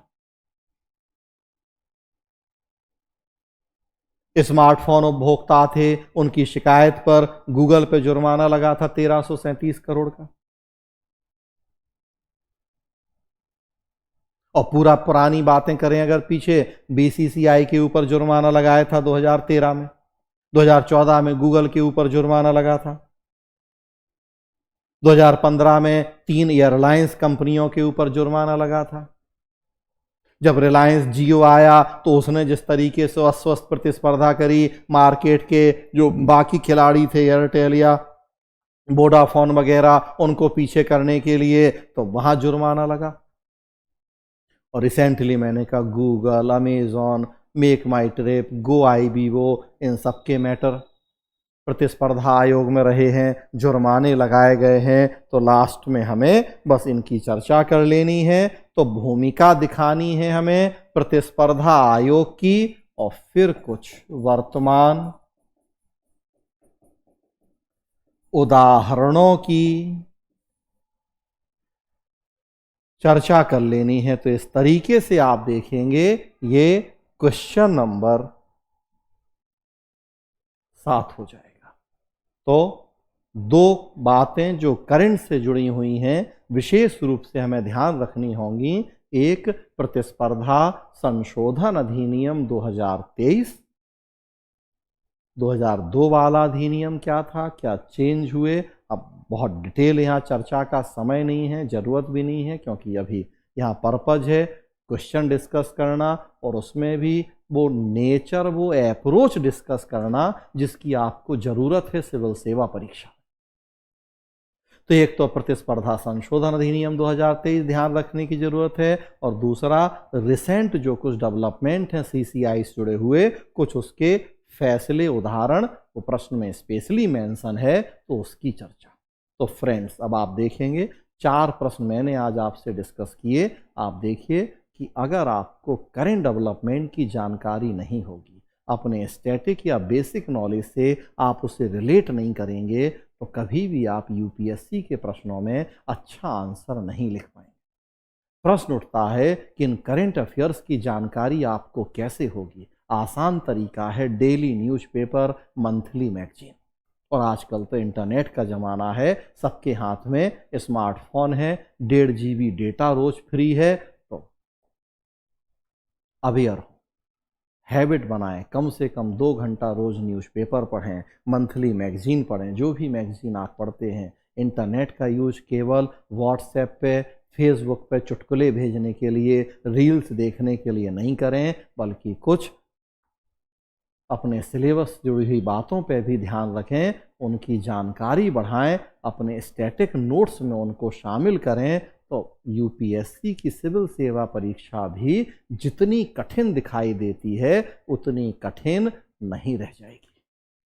आज यहीं रोक रहा हूं, और बहुत सारे प्रश्न हैं आगे की क्लासेस में, और चर्चा करता रहूँगा। उद्देश्य होगा मेन अप्रोच पे बात करना, वो आइडिया देना, और साथ ही साथ में पूरा प्रश्न का विस्तार से फॉर्मेट भी बता रहा हूँ आपको कि कैसे आप प्रश्न लिखेंगे, किन किन बातों को आप अपने आंसर में शामिल करेंगे।